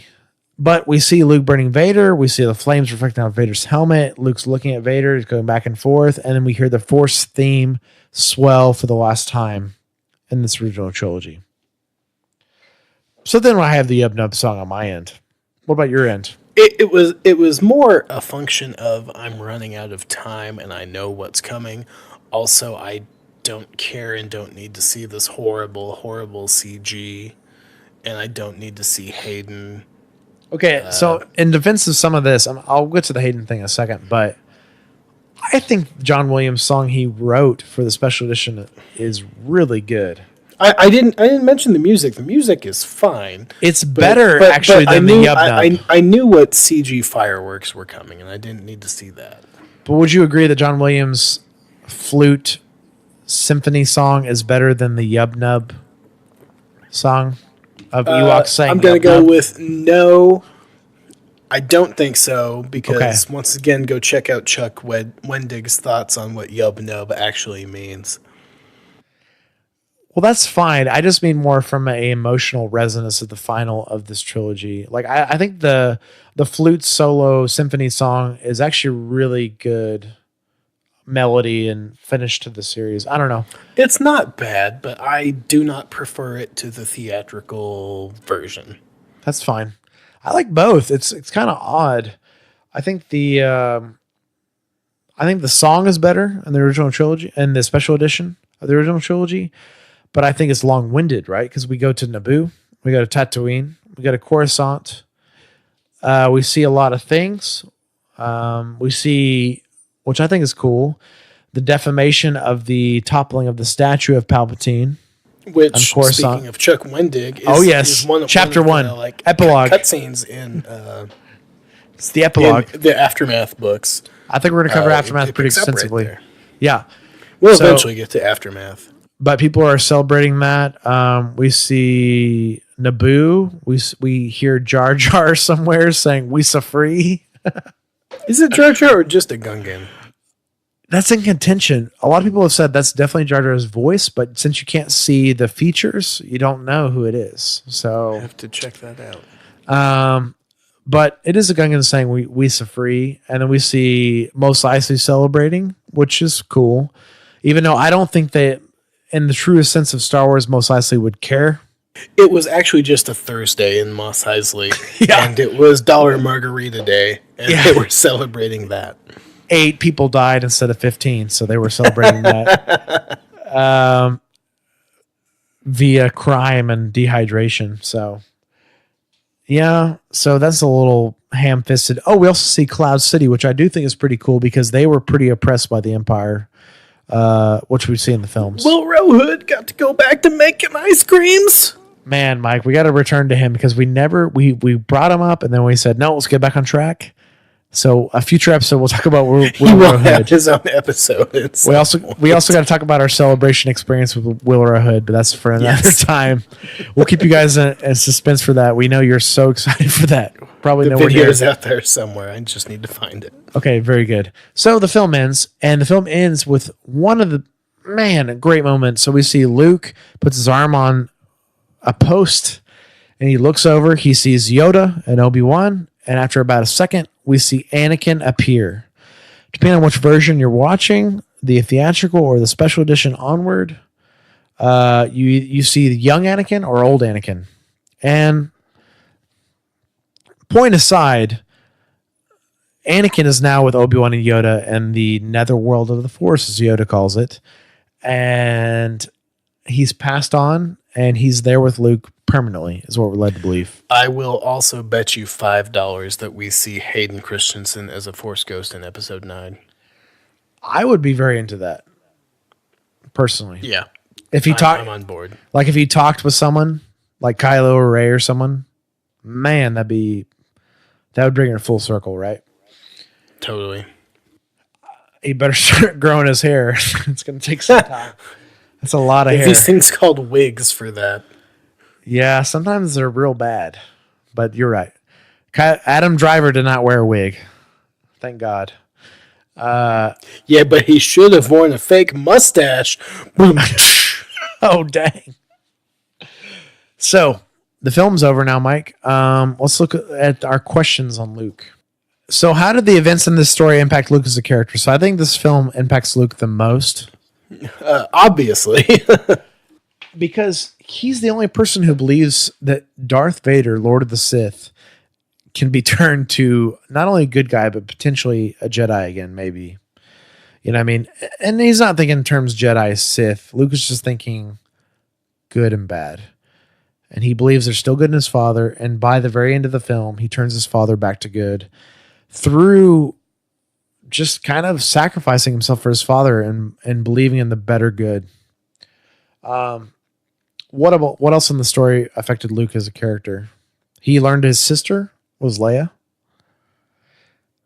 He was tempted by the dark side several times. He even fell to the several dark side. times. He once again saw his friends in peril almost as a tool of the dark side. Right, which is once again exactly what happened in Empire, right? This time more extreme because of the entire Rebel fleet, the entire Rebel ground troops, special forces on the moon, and his friends. We also saw his overconfidence at the beginning, and I believe that it's a... He's always had the overconfidence, right? Well, but he doesn't in The Last Jedi, because in The Last Jedi, he's accepted that he actually is not the one. He's not the answer. He's not the solution, the strong enough person to handle anything. And he's decided the best thing to do is to just go away. Okay. And we'll return to more of that in The Last Jedi. So obviously, Mike, there's a lot to unpack here, and I think we're going to unpack more of this in future episodes because this is probably our most robust episode for a good reason. Yeah, totally. But I do think this Luke is very different from the Last Jedi Luke. I also think there's some consistencies with Last Jedi Luke. Different? No, he's not different. Slightly.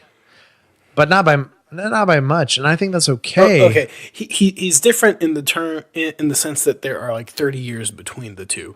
That's okay. It's not inconsistent was what I initially freaked out about. Yeah, he's different, maybe not inconsistent, but we're going to look at more of that in the future. I just think that this is the most interesting Luke media point up to this point for us because we see him experience the dark side. We see him care and love for his friends. We see him experience regret.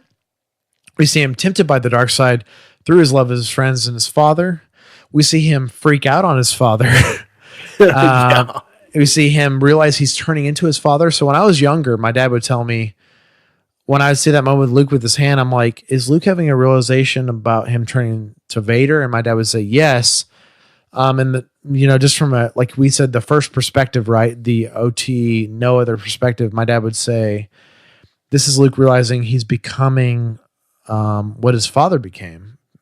And the robotic hand is a symbolism, helping Luke remember the cave, other things like that, where he's giving into his anger. And the Skywalkers are so prone to this emotion, and they're also so force sensitive. They're so full of the force, and it's a volatile cocktail. That makes sense. But Luke makes the right decision that his father could not make years ago. And this moves his father to make the decision to save his son, which is the entire arc of these first 6 films. That's true. The like it obviously was not intended that way when the original trilogy came out, but the first 6 episodes are about Anakin Skywalker and not about Luke Skywalker.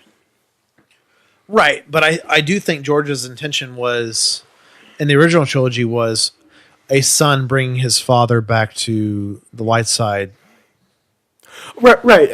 I'm not disagreeing with that, but he ended up writing the prequel trilogy so as a fall. All 6 ended up being the rise and fall and redemption of the one character. Yeah, it's the Shakespearean ballad of Vader. And, rightfully so, Vader's higher on that list, right? Luke was number 50, Vader's in the upper 10, 20, of the greatest movie characters of all time. So we will return to this, guys, at home. We know this is going to be a long episode. We hope if you've made it to this point, we are very excited. But we're going to move on. We're going to move on to some segments. That's right. We're recording this on Thursday, July 19th, 2018, the first day of San Diego Comic-Con. And there was a lot of Star Wars news that came out of Comic-Con this year. So the Clone Wars is back. That's right. At San Diego Comic-Con, they've announced Season 7, I think at least 12 episodes of the Clone Wars to wrap up that series. And there was a trailer released. Start it up, Mike.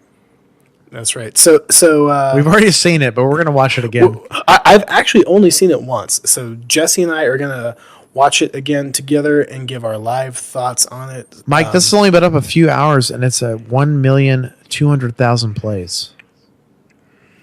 So, of course, we start with the Lucasfilm logo. This faked me out. I was like, oh my God, a new live action thing? The name's Rex. And then we hear Rex start talking.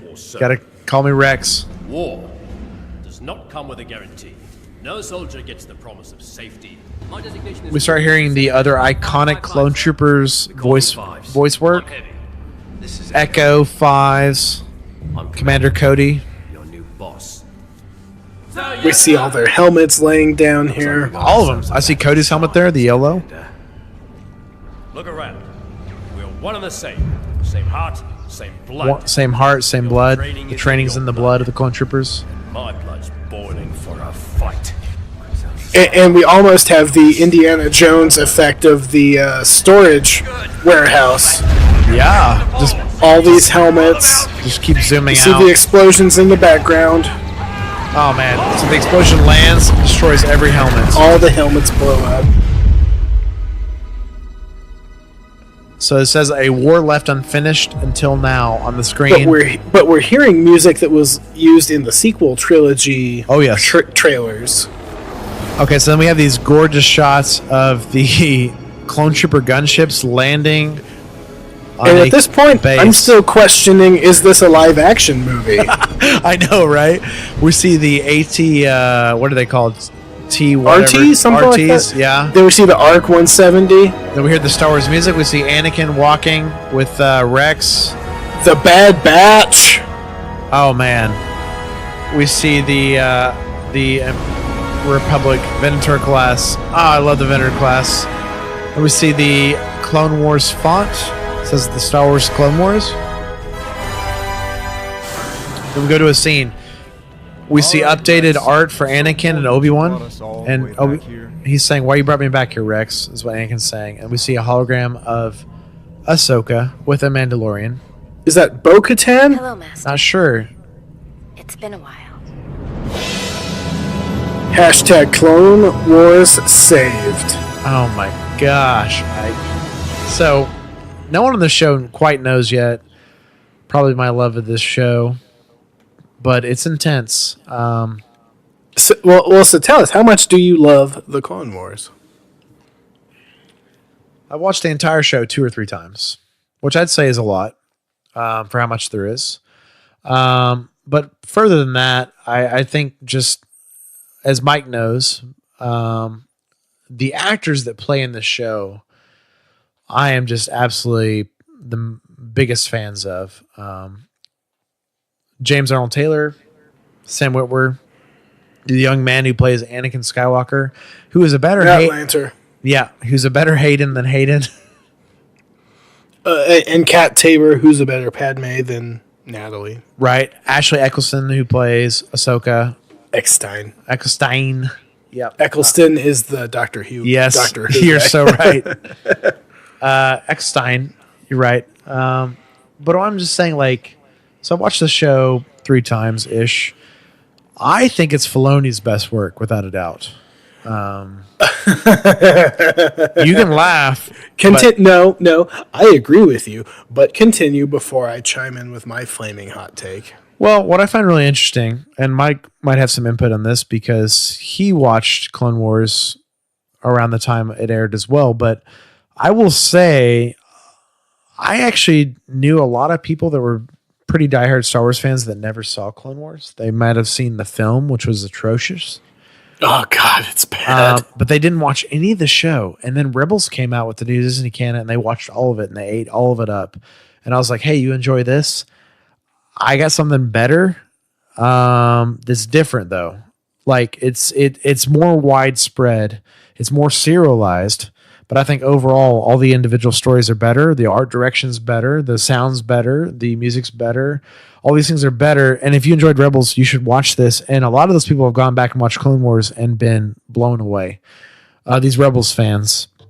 And I have nothing against Rebels. I enjoyed it. We watched it. And I think Mike and I will have to cover Rebels in the future. It's another discussion to have. There's a lot of issues there.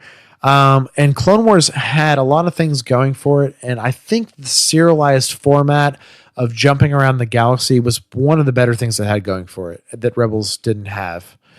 Because I think when Rebels didn't deliver and it was the same crew, that became a problem. So if we're going to go into Rebels didn't deliver, we are going into full spoiler territory.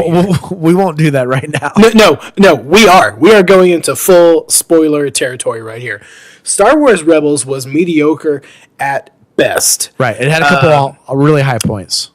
It had some very good episodes. It had some very bad episodes. And the way that the series ended was bad. Dave Filoni should not have creative control over Lucasfilm. I know that so many people are calling for Kathleen Kennedy to step down from some role or share it with Dave in some sense. I would agree with some of that. Some. No, absolutely not. Dave Filoni sucks. I liked The Clone Wars as a series when it focused on the clones. It's so good on the clones. I agree, but when Dave Anakin Obi-Wan too. Yeah, it was fine, but when it comes to characters that Dave Filoni has created, he should not be allowed to influence canon as it moves forward. Right. Ahsoka should have died in Star Wars Rebels. The fact that she was brought back at the end of the series as having survived the entire original trilogy, and now she's going to go on adventures with Sabine, is just horrible. It does a disservice to the character's arc, in my opinion. She had a chance to die a great heroic death. I agree. On Malachor, fighting against Vader.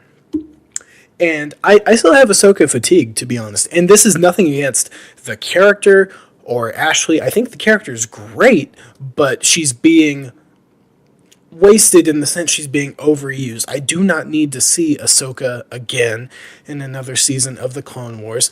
I do not need to see these characters I already know and have had adventures with. I'm ready to see new characters in Star Wars, which is why I was so excited for The Resistance, the new series happening between Return of the Jedi and The Force Awakens. I am too. And I am so sick of just the way Dave Filoni treats the characters he's come up with, the way he forces his stupid wolf stuff in Star Wars. Like, the last season of Star Wars Rebels is bad. He loves wolves. It's stupid. But you also admitted you like Clone Wars. So what do you think? Would it not be nice for the last season of Clone Wars to actually be finished? Overall, and I'll watch this and probably enjoy it. Because every person on the planet that I know that likes Star Wars has basically said what we've all said, that Clone Wars not only made the prequels work, but they don't know enough cynics, Jesse, because not everybody loves the Clone Wars. There are people that think it's childish garbage, and I'm not one of those. Overall, I like the Clone Wars, but I don't like it when it's focusing on the main characters or the Jedi. I like it best when it's focusing on the clones. I'm sure we'll get some of that with the Siege of Mandalore and whatever's coming up in this new season. And I really love Ashley Eckstein and the character of Ahsoka, but I'm done with her. And I know you love James Arnold Taylor and all those guys. Right, I've got James Arnold Taylor's played more autograph and everything. He's played more Obi-Wan than any Alec or Ewan have ever done. Yeah, I mean, it's crazy. No, totally. It's more, I'm just done with this arc and these characters. I want to see something new. And I am sick of Dave Filoni shows. I am ready for the Jon Favreau era of Star Wars television. Okay. And I know that is a very, quote unquote, hot take, unpopular opinion. He is. I don't think it's. He's not a bad show director. Like, there are episodes of Rebels I really like. There's episodes of Clone Wars I really like, borderline love. There's also some of each that are really, really bad. And when I first saw this trailer, I thought it was a movie. I was like, oh, they're giving him a chance to do a Clone Wars animated movie to see if he can do better and earn his stripes to direct a live action movie. But I am so... I know I'm in the minority on this. Even as someone who likes Clone Wars, I am so uninterested in this show. But you know you're going to watch it, especially if you know it revolves around Rex and Cody and Fives and all those guys. That's not why I'm going to watch it. I'm going to watch it because it's one of the premiere offerings on the Disney streaming service, because that's the only way you're going to see this. Right. And I'm going to watch it on the Disney streaming service in anticipation of Jon Favreau's live action series. But I hate to throw something so blatant or flippant on it, but I really don't care about this. Part of that might be from Rebels, gave you some fatigue, Filoni fatigue. It absolutely is. Like if this came out when they were when Clone Wars is dead, and they, instead of announcing Rebels, they announced this, you'd probably be way more excited just to see Rebels, just to see Clone Wars be done. Because that's really what a lot of this is for people. So you guys at home that don't know about this, Clone Wars was cut off unexpectedly because Warner Brothers had the license for Clone Wars. And when Disney got the license for Star Wars, they, of course, immediately pulled that from Warner Brothers' fingers and said, no more shows, no more Clone Wars. That's done. So the show was in the middle of its kind of final arc and did not get to finish it, which was one of the truthfully more important arcs of the Star Wars prequels, which was a lot of the Yoda's premonitions about the Sith coming to power and the demise of all the clone troopers and all this stuff. But the show didn't really get to end properly, and that's part of the reason I think people are invested in this. Right. It finished on Cartoon Network, I believe, in season 5. Then season 6 came out on Netflix, and and season X was half the season, right? The other half of the season wasn't done of season 6. I absolutely recognize I'm in the minority on this. I hated the Mortis story arc. I think it's dumb. I hate that side of Star Wars. I thought you were about to say you hated season 6, and I was about to stand up. No. I walk hate away. I hate the Mortis. That's stuff. okay. That's okay to think. Well, not from the people I follow on Twitter, anyway. But I thought you were about to say you hated season 6, and I was like, how? Because season 6 focused mainly on Yoda and the clones. No, and that stuff's great. But when we get into the mystical, the embodiment of the light side and the dark side, or Sure. the portal made of wolves running in a circle that you can go into that allows some sort of time travel or whatever. Rebels got way more into that stuff. The end of Rebels is so bad and disappointing. Well, and you know the worst part about the end of Rebels, which once again spoilers, Mike, but you and I being longtime, going on 30-year Thrawn fans, so just disappointing. Oh, space whales trapped him and some punk ass kid in the far corners of the galaxy. Thrawn did nothing really. I mean, he was smart, he was cool in the show. I won't say he did nothing. He did a lot in the seasons he was in until the very end. That's kind of what I mean. I meant nothing, as in the last season. He just kind of threatened things the last season, and then was thwarted by Ezra. You know, there's upsides to Rebels, which we've talked about. Well, there are good episodes and good arcs, and I'm not saying I'm not going to watch this and I'm not excited on some level. We'll probably cover it in some way. But this does not excite me nearly as much as a brand new series or Resistance. Resistance or something with brand new characters. I love all these old characters. They told their story. I'm done with them. I'm ready for something new, which is why I'm so excited about Rian Johnson's trilogy that's totally brand new. But you said it looks great, like the art and stuff. So that's good. No, well, it looks great technically, but that doesn't mean I'm excited to see it. I would rather see this level of artistry and skill applied to new characters. Yeah, agreed. I don't care about what happens to Anakin at this point, which is sad. But I like the clones and Rex and Fives and all those other guys. But I don't want to see Filoni screw that up. I'm gonna do a deep cut here, Mike. What do you think about the Genndy Clone Wars, the original Clone Wars, the animation Clone Wars? Did you ever see that? I will not lie. I've seen a few episodes of it, but that was at the height of my break from Star Wars when I was just sick of all of it. I was sick of the EU. I didn't like what was coming out anymore.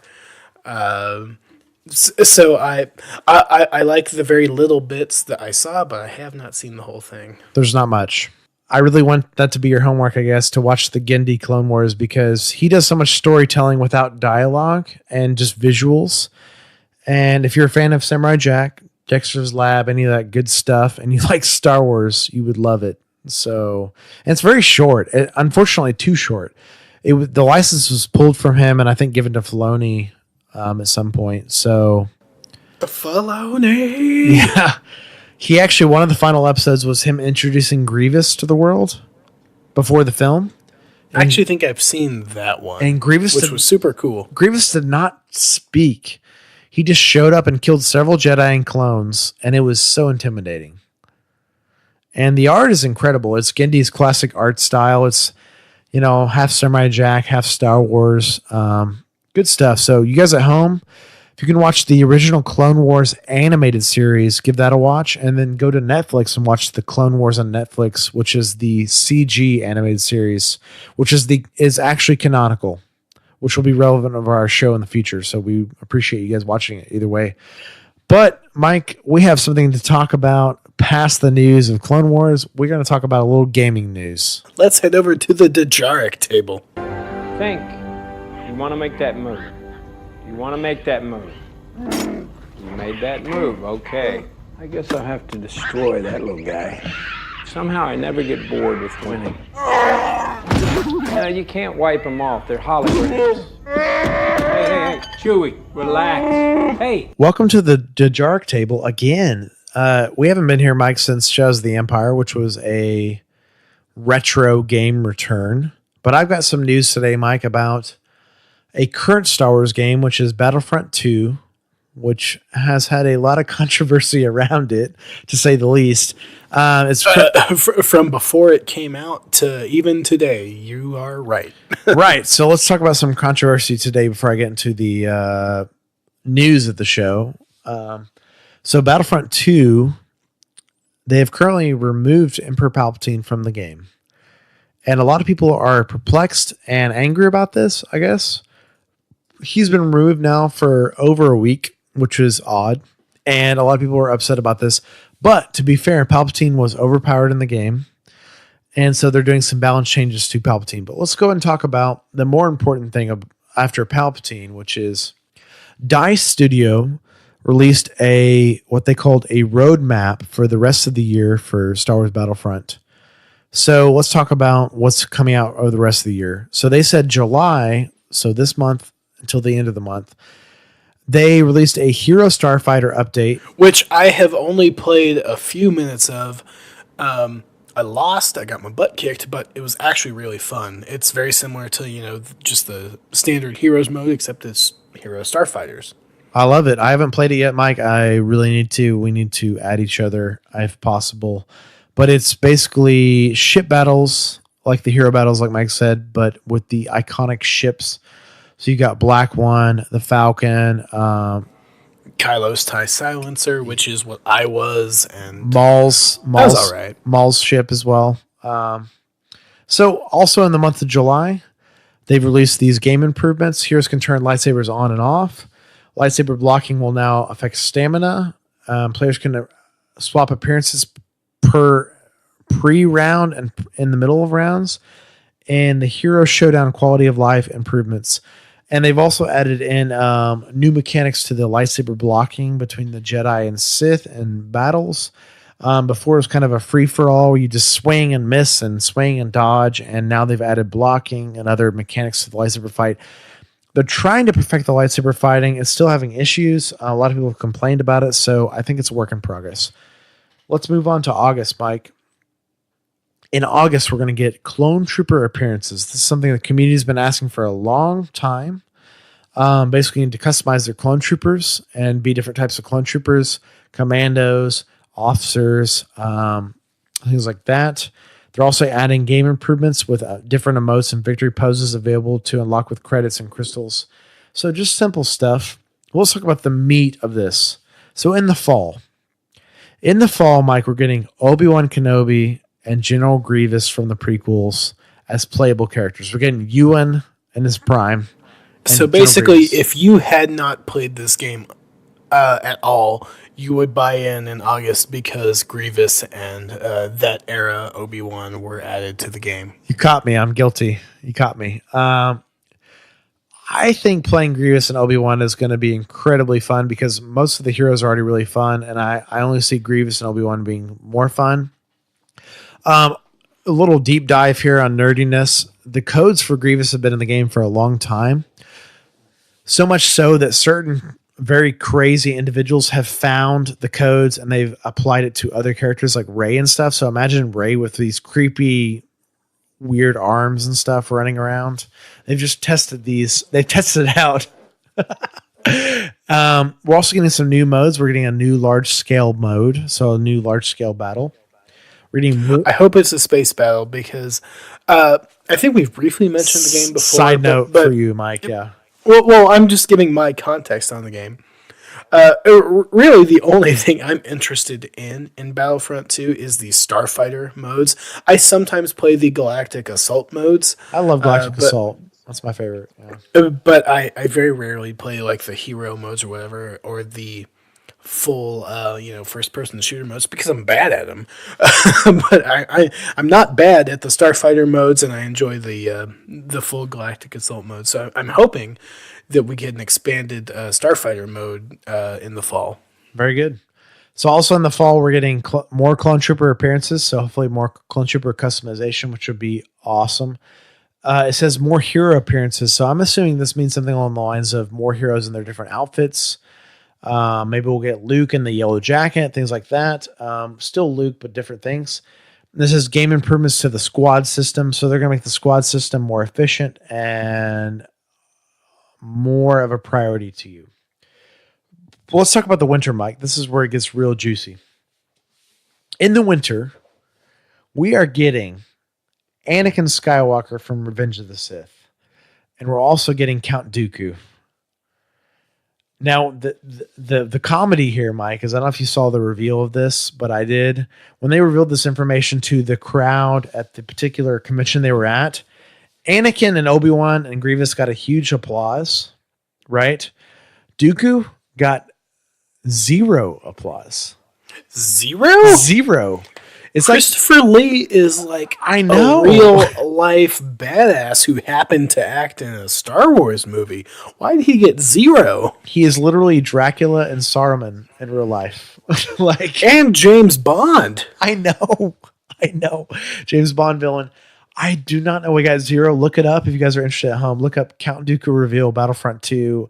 It is 0 applause. It is the most odd thing in the entire world. I personally love Dooku. I think he's gray. He's like a gray Sith Jedi. I just love everything about him. We'll get into future episodes about it. But we're getting Dooku and Anakin Skywalker. We're also getting Geonosis as a location. I cannot tell you, Mike, how excited I am for this because they said it's going to be the biggest galactic assault that's ever existed in the game for Geonosis. Well, that's exciting because I like the big maps, but disappointing because Geonosis sucks. It's one of my least favorite prequel era places. You don't like that battle, though? The giant battle between the clones and the droids? Like the idea of it, at least? No, because, the idea at its like highest level conceptually, maybe, but every execution of it we've seen, no, I think it's crappy. You're saying it hasn't been great yet, so you're just... Yeah, no, I'm saying it's been crappy. And then once again, it says more appearances of clone troopers and heroes, so we're going to see more hero variation of costumes and more clone trooper variants of costumes. So, a good year planned for Battlefront. This should have been about 6 months ago. I'm going to be fair. I'm going to be critical here and say that should have come out a while ago, but the fact that DICE is doing it either way, I'm going to be excited. It's going to give me a reason to return to the game. Yeah, I feel like Battlefront 2 has done like half of everything right. Right, but, exactly. The other half has been just wrong enough to keep people away. I've enjoyed the game. I knew what I was getting into. I thoroughly enjoyed the, however brief it was, story mode with Iden Versio and Inferno Squadron. Yeah. And the Imperial Raider that FFG created. That's right. The Raider, I enjoyed all of that. And like I said, I know what I'm good at in multiplayer. I like the Starfighter mode. But I am intrigued by these other modes. I will occasionally dip my toe into the heroes pool, so I'm interested in some of these changes. And I hope that people still keep playing Battlefront, because I do want to see more from this franchise. Well, and obviously you're excited about the Clone Trooper customization, right?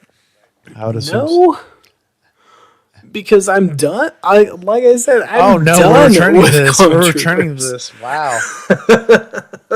See, I'm not, Mike. Give me more Inferno Squadron stuff, not clone crap.